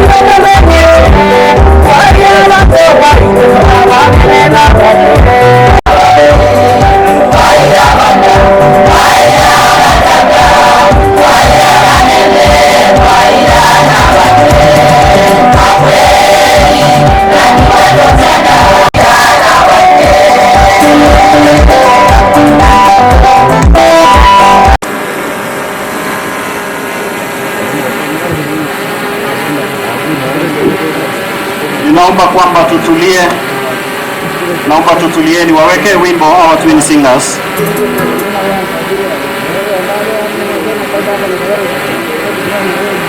Ile kwaya ya Getachi mahali mama alikuwa anaenda, nitawaita tena.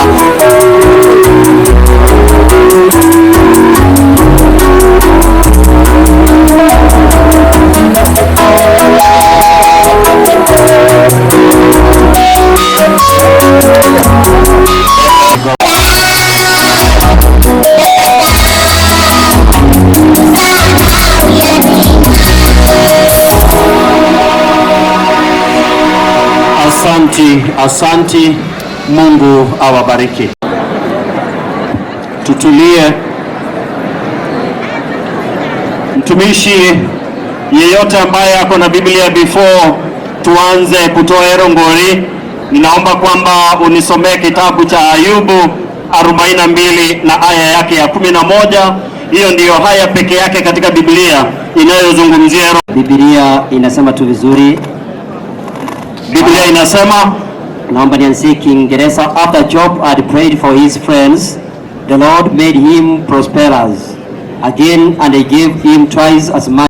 Inyo abamura bamwaba Ayubu na abasubati bamwabo na abasani baye bonse abamumanyete awulitangani bagacha sare bakaragera amonere nyomba mwaye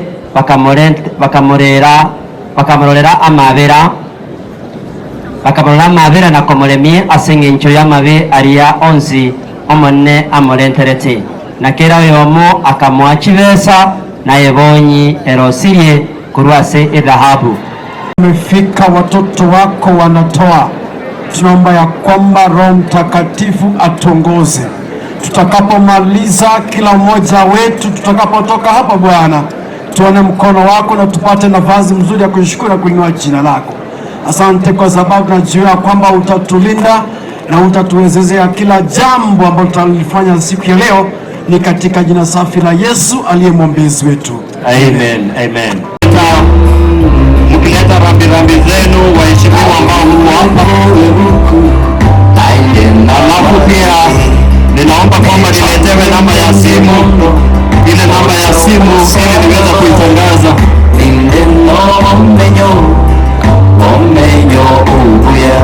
Naona Senator Onyonga, naona Mama Donya, nimeona DG wetu wameingia, naona waheshimiwa wote.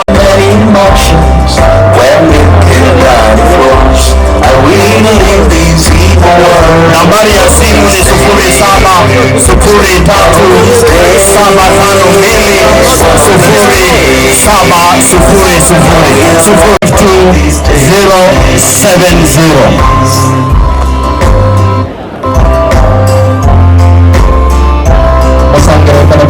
maboko igũrũ twakĩra moko erĩ kĩrĩmonto tũmũkĩ maboko igũrũ you follow me Amingia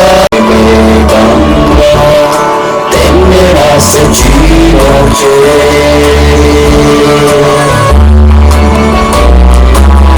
tendera sechira cha Yesu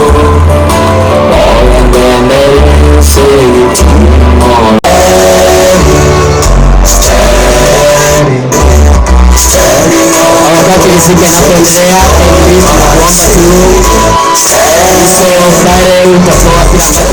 Master of Ceremony for giving me this opportunity.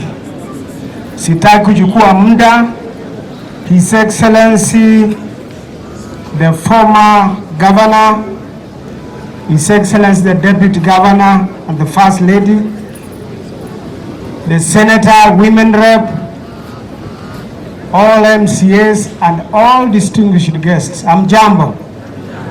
Nataka kuchukua nafasi hii kuambia kwamba tulipoambiwa kwamba mama ameaga katika nchi ya Marekani, familia ilituuliza kwamba tuanze matayarisho ya kumzika mama. Kwa hivyo tukaunda vikundi mbalimbali. Kikundi cha USA ndio kilianza maneno, alafu wa Nairobi, wa nyumbani, wa Kisii na wale staff wote ambao wanafanya na Dr. Ndari, Jared Oteyo, Muraa na James. Wote hawa ni wafanyakazi wa Kisii County na ilibidi kwamba tuwafanyie vile tunafanyia wengine. Kwa hivyo nataka kuomba kwamba kama kuna staff wale wa welfare ile ya directors wako hapa, tupigwe picha. Kikundi cha Marekani hapo wapi? Kwa niaba ya kikundi chako tusalimie. Thank you so much.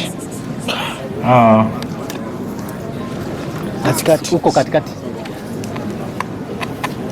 All right, I'm going to speak in English, I'm sorry.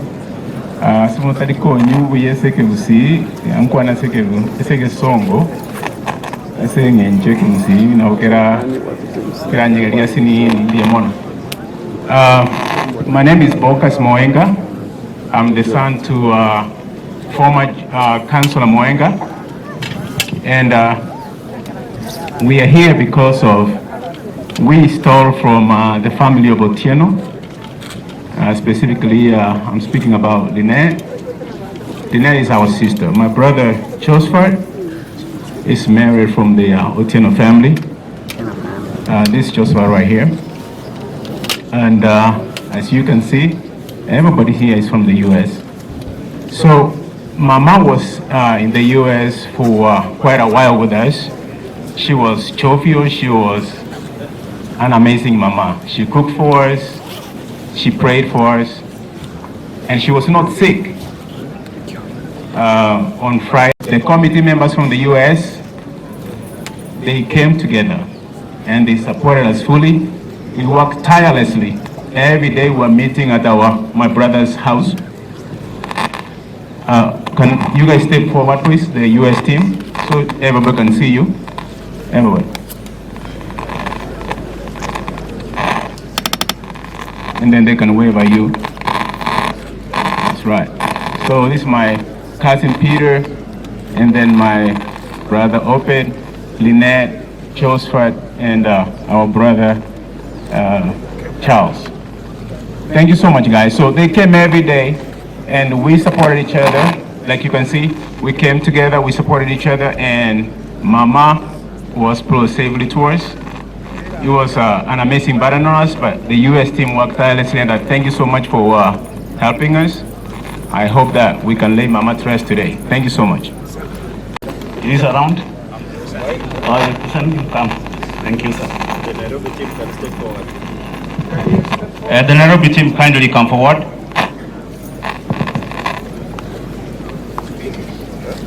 Thank you.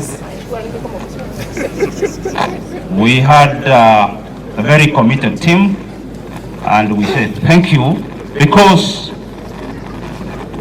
we worked daily since the announcement was made. We met on Zoom and some physically, to ensure that our mother. On behalf of the Kisii team, I will ask Kodek Rumwanja to say something, after which I'll give another speaker. Thank you very much. God is good and all the time. Mungu ni mwema siku sote. Wacha mama alale poa. Familia tumekusanyika hapa kwa sababu ya discipline yenu. Nasi kama committee ya town Kisii ninawashukuru.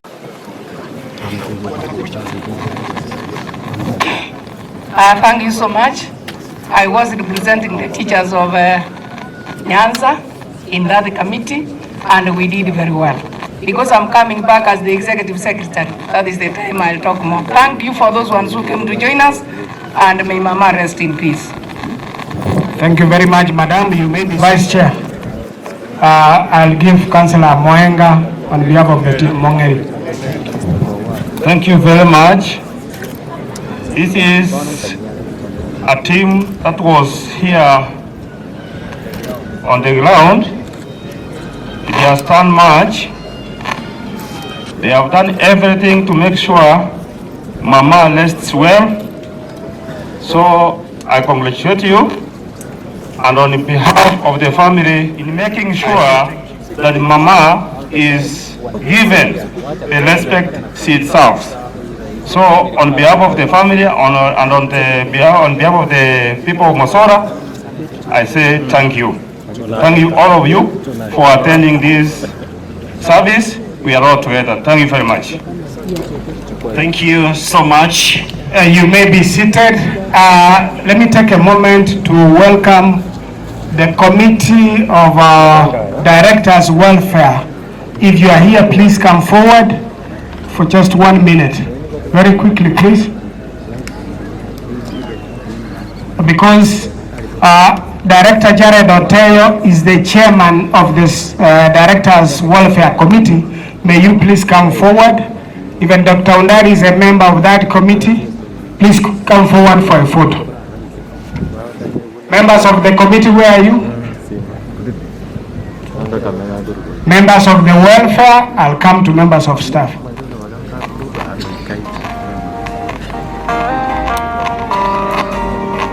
Yes, do we have directors in our midst, please? Come for a photo. Karibia haraka tumalize kipindi hiki.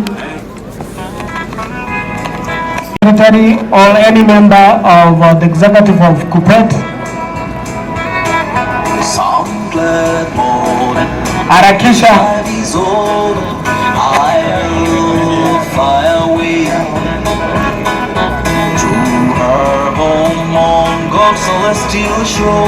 Let me give this chance to the treasurer of the committee, Madam Gertrude. Thank you, Chair. The family of the late Mama Batseba, we bring our sincere condolences. This is the caucus of the Directors Welfare. Raise up your hands and wave. Thank you. I think the rest of us fall in different departments. Na wengine wetu hawakufika, but this is a representation. Thank you very much. May Mama rest in peace. Wanafanya Kisii County, naomba kwamba mje mpigwe picha na staffs wa Kisii County wote ambao wamekuja hapa kuomboleza pamoja nanyi. Thank you, may God bless you. Mungu awabariki. Njoo harakisha, nawaona mko wengi sana. I can see you from where you seated. Please, this is your time to take a photo with our brothers who have been bereaved.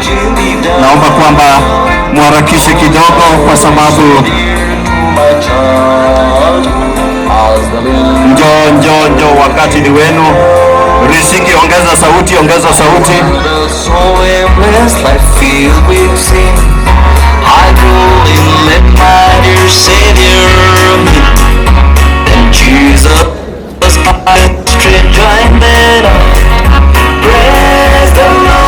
Naomba pia nafasi viongozi wenu mmoja aweze kuzungumza kwa niaba Asante sana. Chukua mai. Basi kwa niaba ya wafanyikazi wa Kisii, nafikiria deputy governor wetu wako hapa na wengine, tunasema pole kwa ndugu yetu Jared na daktari Undari, tunasema pole, tuko pamoja. Asanteni sana. Kenya Medical Association, tungependa kutuma our condolences to Dr. Undari and your family. Pole sana from this team. Also, ninaona CEO KTRH is here. Kindly. Majina yanaitwa Kutage Urenyo. Niko hapa kwa binafsi na kuwakilisha madaktari wote. That is Kenya, all the medical practitioners, pharmacists, dentists and all the affiliated specialists. Wenye wanafanya kazi Kisii, tawi la Nyanza na Kenya yote, pembe zote kwa jumla. Nimeleta rambirambi zao hapa. Pole sana kwa familia ya mzee Kalebu Otieno. Daktari mwenzetu, rafiki yetu, tutazidi kuwaombea. Mola wabariki. Asante. Naomba muwapungie mkono daktari CEO. Kuna mahali nitakuleta, nenda keti. You will follow.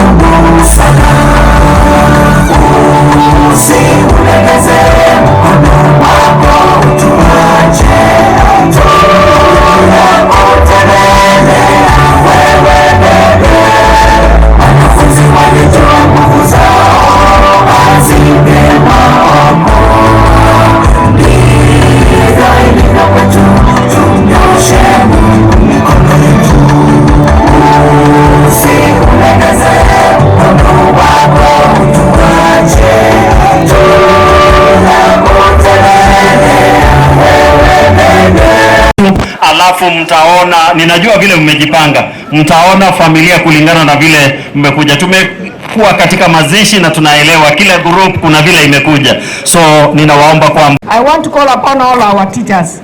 Tupigwe picha tutoke. I don't have much to say. Nataka tu walimu wakuje. Mr. Binja, my counterpart. Let us come all of us. Very sorry. Alafu ninaomba pia principals wote wako hapa waje hapa, nitapatia principal mmoja kwa niaba yenu azungumze jambo moja. Karibu. Ya Mr. Manyanja, sasa walimu huwa wanataka unyamaze ndio waweze kuongea. As teachers, we mourn with the family and we want to say we've done our best and Mama has also done her best. Mama was a mentor, she was a Christian, she has shown us how to live in this world and she was so accommodating. Members of same groups and we want to say pole sana. So in this regard, I want to see the Kepsha team. Kepsha team forward. Kepsha team tafadhali. Ninawatangazia wanaingia ni wageni wetu wa heshima. Honorable Eugene Wamalwa amekuja kuomboleza pamoja nasi. Weka mikono yenu pamoja mnapomkaribisha. Ametoka mbali, amehakikisha kwamba aweze kuungana pamoja nasi. Mheshimiwa, karibu sana. May God bless you in a very special way. Thank you for joining us. Endelea Lucy. Yeah, thank you so much. So Kepsha leadership, can we wave? Here is our chairman, Sameta Sub-County, Mr. Ruben Yongoli. Thank you so much because we've been told we cannot talk all of us. Not officials, former not officials. Former not officials hapo mbele. Unaona Mr. Ontere, that is Nyairo, this is Tim Joel Martin. I know all of them. Ontere, you are so senior. I believe this man is going to give you 1 minute so that you talk on behalf of the retirees. 10 seconds. Very much.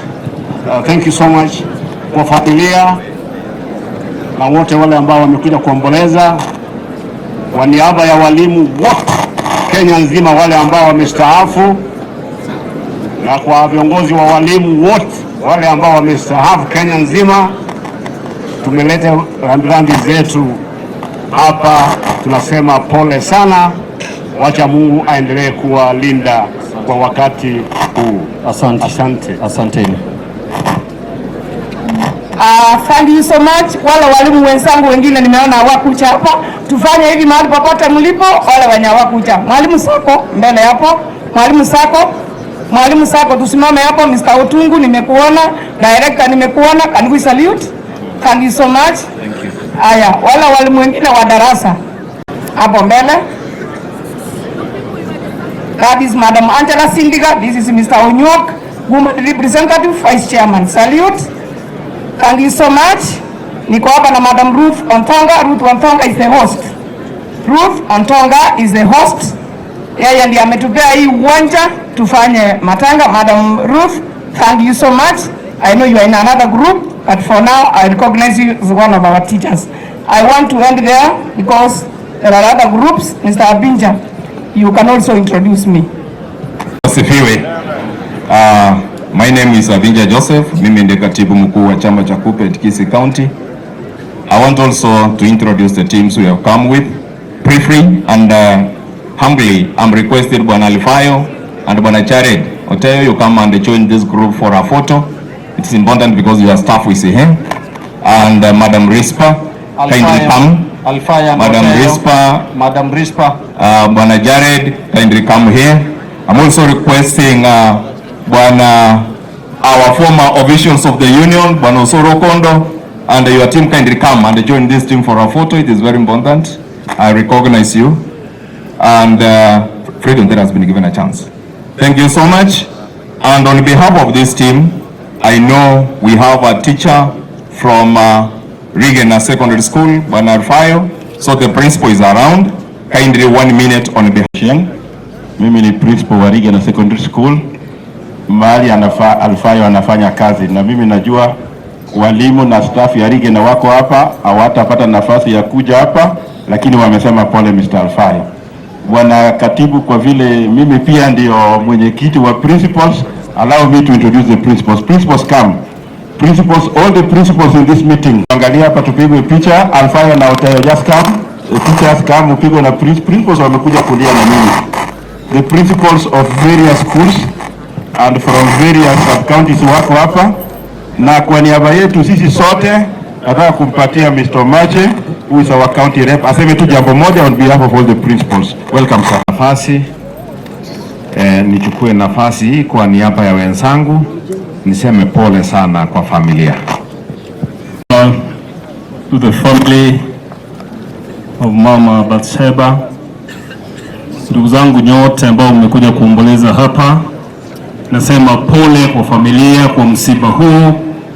Jina langu ni Okondo Osoro.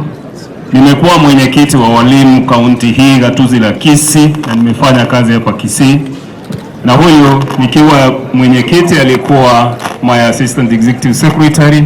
Tumekuja hapa in solidarity with the rest of the mourners kusema pole. Asante. Thank you so much. Labani huko, my assistant executive, the secretary secondary and secretary tertiary. Asante sana mkae. Asante. Allow me on behalf of the teaching fraternity, want to say pole to this family ya Otieno. We're so sorry for the loss of your mother. Want to say may God condole you on behalf of all the teachers. I know they will have been here. Most of them have gone for marking. Tunawatakia mema sana. And allow me at this time, in a special way, I can't forget to thank Dr. Ondari. Dr. Ondari, when teachers were crying, they wanted to have a facility where they can be treated in. You came in handy and you assisted, and what you started, our current CEO, Dr. Marita, is doing very well for our teachers. And at this time, I want to thank His Excellency, the former Governor, Bwana Ongwae. You took a lot of our visions to the county government, and tunajifunia sana. We hope that trend will continue in future, but we have not seen any. I want to thank you. God bless you. Thank you. Thank you. Secretary na baadaye kuweza kuwa master of ceremony mahala hapa. One statement, my brother Daktari Ombeka. Karibu. Family and the friends who have come to condole with us, I want to take this opportunity to thank you very much for getting time to come and condole with us. One thing as a family that we want to request is that we give respect to Baba who has slept. She was a person of order, and we want that order to be maintained to the end. And to ensure that that order is maintained, we have requested the Master of Ceremony to follow a strict program so that we are able to finish as planned. Burials are private functions, and we want you to respect the family. Thank you. Thank you so much.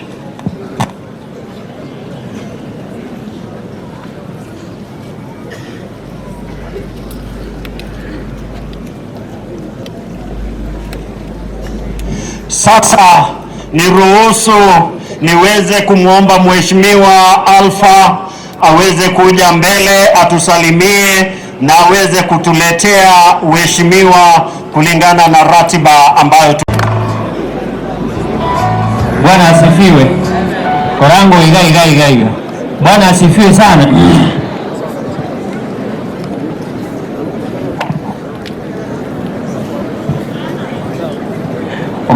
Ile programu ndatukora wata network njiro mwana pasta alifa omuchumbu machobe enache kuba pole ele buya goserebo abasimbi ya mole tini mwana mobe ondali no musanyo ne sana the entire family pole sana ondali untu akotega asinere enga kiumo gabanongwa yale ngobisi tubaita sana chikazi ekagaranga bo muchumba mugatochora at the same time no muchumba ino biri at that time mugotochora actually obure ni garenge CS yani arenge assistant minister lakini nje na arenge ne side ende na arenge serikali mugashukumiru chipara chikali musana wana nje na serikali na nje ngora ale mandi bo machoge lakini nkomenta ndio cha kwa sababu wake lakini intara kuana nataka wa MCA because I'm a member of parliament and I never said that kuana ba kuana bas aba MCA bara ambia mone soko cha korua pole na ekore ngo na mwate betari wake ba MCA buya mone soko county kwa family pole karibu sawa na ibura wana wono mwana bagaga kaya obako bere bagaga tena ina abu maskani ni abu bagaga koraiga kwa na biamono yasago seni mwana mingi omaeta to korami familia koraki yateba gusoma na wake na ndo mari tigamba isiri bono ntegerera njiro mwana pasta amatange utaranyora amatanga nabura arane gosori lakini ekaroma amumi na asirire obororo no bonene lakini tokore moyo muturifu tutebye family pole bono ntagete omuchumbo ino kanganacha lakini watu warengenera Nairobi akaruwa chibesa Nairobi nane nangeri mushirini nge family moko matembu ya mono makiako rukuma tio bili actually aiga mosora ama na kila ambacho mheshimiwa poleni kidogo, kila ambacho ningeomba ni kwamba maziko haya ya mama ni ya kitaifa, ni ya kimataifa. So mnapozungumza hapa, wageni mnaoitwa mbele, kumbuka kwamba kuna watu mpaka Marekani wanatusikiza. Punguse kugusiko kwa sasa ni abantu banga, lakini mambo mengi yazungumza kwa Kiswahili kwa sababu tuko na wageni. Hata mheshimiwa Eugene Wamalwa angependa kusikia tunasema nini. Asanteni. Haya. Wamalwa karibu sana. Dr. Ndari na wote ripoti umo chumbo bili. Nataka kuwa muungwana ara Nyandricho yaki County Commissioner Trans Nzoia. Enjoy report.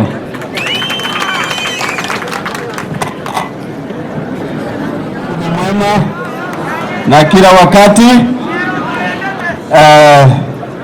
kwa familia ya mzee Caleb Otieno, rafiki yangu Daktari Ondari, Dr. Ombeka pamoja na familia yote, allow me to ride on the protocols already established. Nami niseme pole kwa niaba ya familia yangu, kwa niaba ya wakaaji wa Trans Nzoia ambao wanafanya kazi, mkikumbuka ya kwamba kuna Wakisii wengi ambao wanatoka hapa Bobasi. La pili niseme la kwamba huyu ndugu yangu Ondari tumetoka na yeye mbali. 2012 wakati nilitumwa hapa Kisii kuja kuanzisha Kisii County, ndio gavana Ongwae aweze kuja kuanza kazi. Nilifika na Dr. Ondari ndiye alikuwa medicine, ndio na Dr. Tom akaingia. Baada ya kufanya kazi kidogo, nataka kushukuru gavana Ongwae kwa sababu yeye ndiye aliweza kumtambua Dr. Ondari na akamchagua akawa kama CEO wa hiyo hospitali. Kwa ile kazi ulifanya Dr. Ondari, mimi najua Mwenyezi Mungu anajua kazi yako, na nishukuru mama ambaye amelala, ametuachia viongozi ambao wameonekana, familia ambayo tutategemea tukiwa wakaaji wa Kisii. La mwisho, madaktari na wafanyikazi mlioko hapa, wacha tuombe, tuweke kila kitu kwa Mwenyezi Mungu, kwa sababu wafanyikazi ndio serikali, na mjue ya kwamba amutateseka siku zote. Mungu awe nanyi.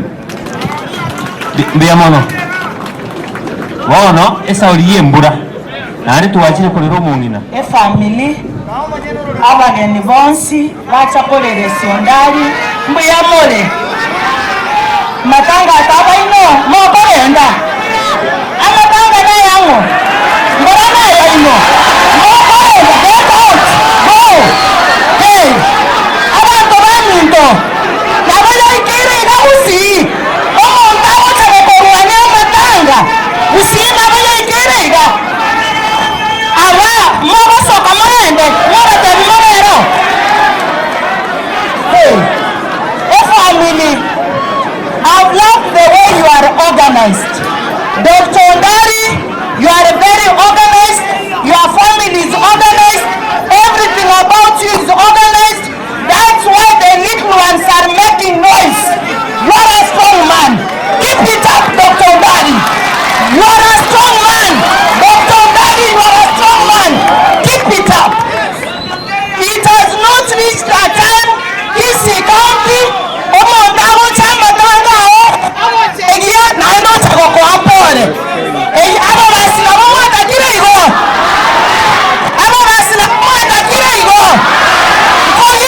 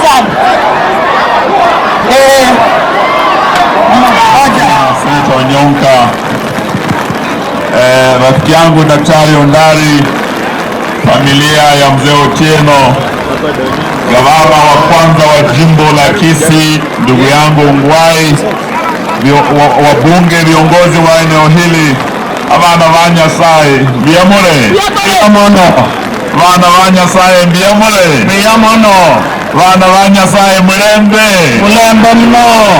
Mimi ni rafiki wa familia hii na nimekuja hapa kusema pole kwa rafiki yangu Daktari Ondari, na mimi nikisema pole pia nishukuru mama wetu Betsheba. Yeye ameenda lakini ametuacha na kijana wa nguvu sana, Daktari Ondari na ndugu zake na hii timu. Nashukuru sana Gavana Ongwae wakati amekuwa gavana wa jimbo hili, mimi nikiwa waziri wake wa ugatuzi, tulifanya kazi kwa karibu sana kuweza kuimarisha ugatuzi katika kaunti hii na katika taifa la Kenya.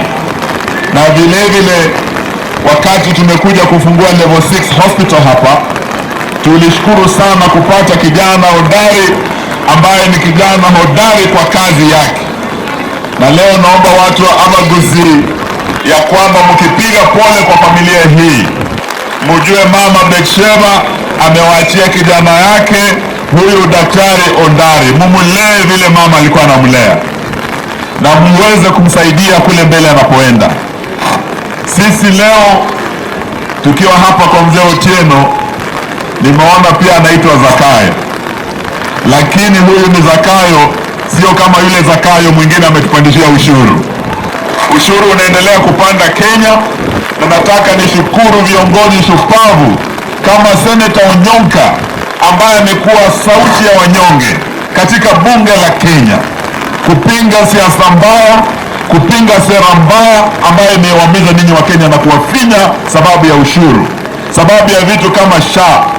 Sijui mimi kwa vitu tulikuwa na NHIF ilikuwa inafanya kazi vizuri, na sasa tumeletewa kitu sijui inaitwa Shishoshu. Hiyo vitu mjini huko sisi watu wanaumia sana. Tumesema tutaipinga, lakini vile vile tumesema kaunti zetu zinahitaji pesa. Ugatuzi kuimarika, the counties must get funding ili wa deliver services kwa watu wetu. Sisi tumesema hatuna pesa ya kupea county, hatuna pesa ya kulipa lecturers, lakini tuko na pesa kupeleka maaskari wetu Haiti. Over 10,000 kilometers away we've taken our officers huko. United Nations wamekataa kuchukua that mission. US now under Donald Trump wanakataa hiyo mission. Bwana Ruto, your Haiti mission ni mighty. Your Haiti mission is dead. Do the honorable thing. Withdraw our officers from Haiti, warudi nyumbani, wafanyie Wakenya kazi, waimarishe usalama katika taifa letu. Sitaki niseme kuliko hapo, nataka niwaambie tuko pamoja. Abaguzi nikija hapa nimekuja na salamu kutoka kwa rafiki wa Abaguzi anaitwa Kalonzo Musyoka. Kalonzo Musyoka ametuma salamu zake, mmezipokea? Tumekuwa amenituma kusimama na familia kule Nairobi kwa Harambee. Leo hangeweza kufika, lakini Senator rafiki yako Kalonzo amesema anakuja hapa hivi karibuni. Na mjue Abaguzi, safari ya kesho upangwa leo. Tukiona mvua hivi ni kama wakati wa Noah, safina mpya iko inaundwa, serikali mpya iko inaundwa. Next year we are going to unveil a powerful coalition inaenda kuunda serikali mpya, na hatutaki Omugusi abaki nyuma. Sisi tunaomba mtupe viongozi shupavu kama Senator Onyonga, twende tunde hiyo serikali naye. Mtupe viongozi shupavu kama Matiang'i na wengine, twende tunde hiyo serikali. Mtoe Zakayo ashuka asishuke. Huyo akishuka ndio ushuru utashuka, ndio ufisadi wa ndani utakwisha. Na waomba mtupe hawa viongozi. And Senator, we are proud of you. We look forward to the team that is coming. They will liberate this country. You will be there with us. Asanteni na Mungu awabariki. Asante za mwagale chinkomi ngararwa. Biamono Governor James Ongwae. Governor James Ongwae. Gavamento wagusiye yaito. Ngona achakinde ngama yanda yaro moni no yega 2017 garongo gichikura na chete boya gansabira mumuroyo oye igona monyorete Kisii County ariko ko medical superintendent karuoro nkamo pima karoyo nyabioge nkamo director wa Kenya Kisii Teaching and Referral Hospital kerona moeto wo director wo igare goche sinde wanyankende kero nimbata vilite mintaro karagabo basi lakini aria enya kitari ya rengo eko make sense ateke entonces pakarone nyumba na alaje kama ina mother and child 350 beds wambo no eto mbele te ya nakuru na endo monto okorete gasi yo Dr. Ndari akagenda akanyora inagitari naona machi teyo akaweke ball dialysis machines inchi arengo tukagora chigaika 17 nebinte binge ndaba tebi mwana uyo minto twakorere aya daktari na korusuti gaiga gakoira mundu gakoira London no manye teri gitu ay korige account naye kwaro kuwa na hobu but kwaro kuwa ni rabasungu gakoira America no manye teri gitu achete korige gakoira India na saa ange igo daktari aye omongino yobwari chi doctor even mwegona abana bari bayi oyonde oyonde peyo neno mwarimu omonene uromo director nena arigete Kisii County nchenda getemba tebi gaba basi ekena arenge governor igona are korwa aba chief officer korukere constituency na yo chief officer yo lakini ya momas ona baete chief officer between 5 and 6 esa urmule asarengane ne aba chief officer aba mosombo yote na raiga na robo swati ndo ko Beatrice Kambuni Njoga paka na onyensuanye kale batano actually abantu abo SP including daktari na wege tenya daktari iwanda ujenga na wabo kwa abange ngikabali orayo buya n'oburayi bw'omurembe obuwanchani omurembe n'obuwanchani oburayi obuya bokage kyogende esa abantu obwata amayanda okigokora bintu bibo onde tayo gochigetananga gwatigara kwabera nyumba eriegeretebo kogenda bosio omuntu oyo ega daktari uno nagotrained watarire chinse chionsi naende omwana nyabioge you are properly trained nje nago train it ngago train politics ngago train nyagetari ebi abasonyi gwete mbiro ronara babere murega kumurige bugwate ebi abaso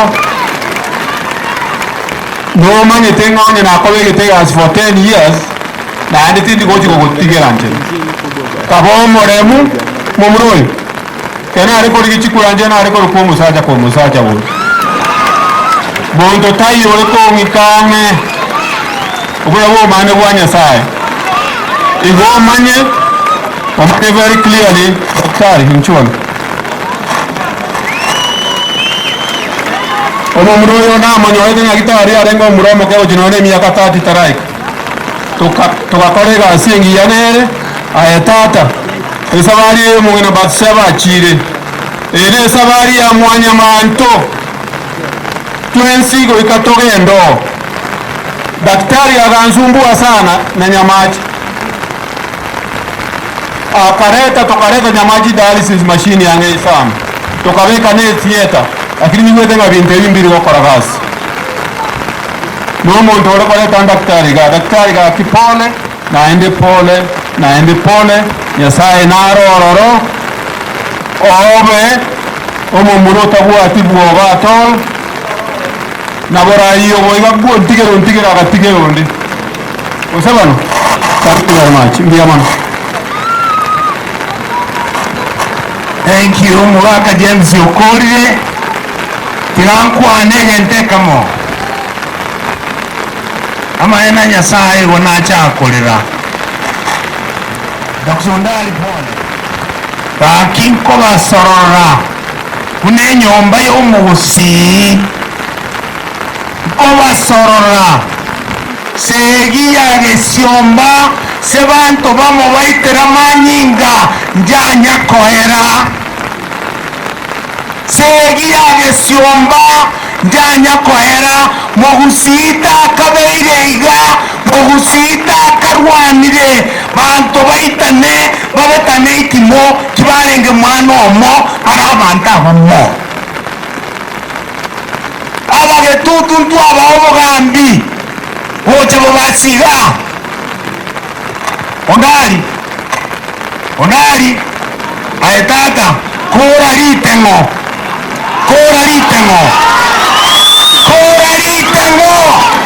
bono iga aba basitigamba tebi ngasega mumura ngakaga nachikondose limombera mani achawakona minto nanyorire kende nkeiyo nyomo basione nanenere togendenere sabari yasaba sesenie. Thank you all the guests who have come to condole with us. Before I proceed, I request my sister Lynette to come forward. My sister Lynette,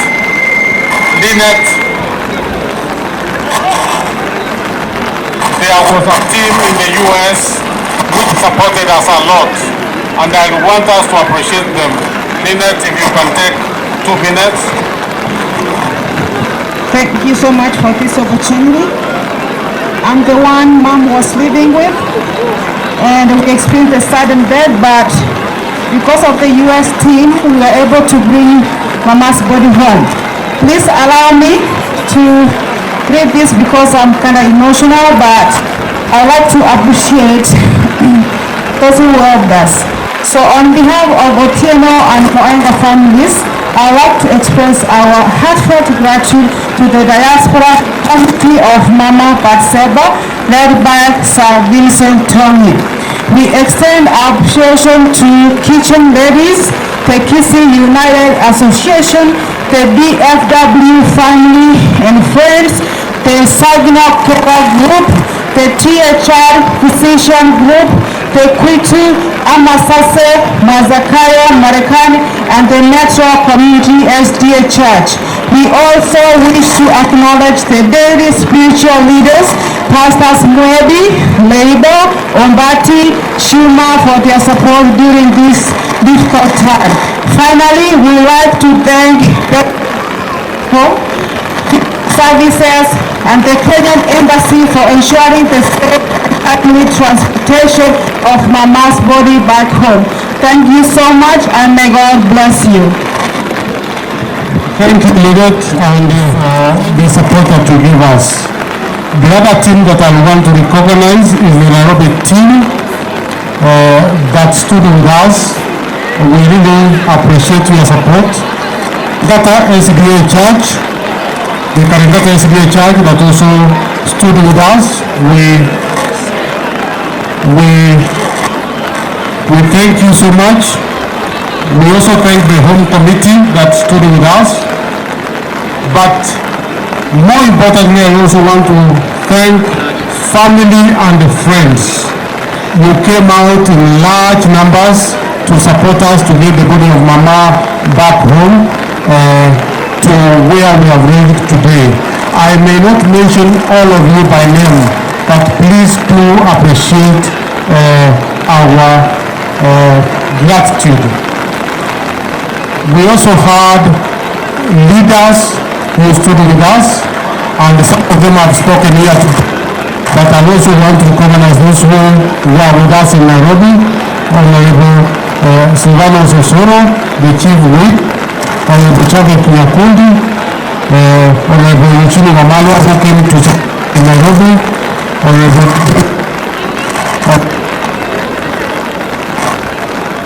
Gabriel Barongo from Macho Honorable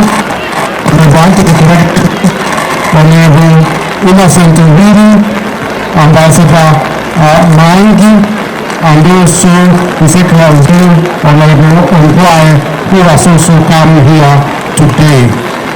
The are many groups that we have wanted to recognize, but there will be too many, and please do accept our gratitude and heartfelt that. Thank you so much.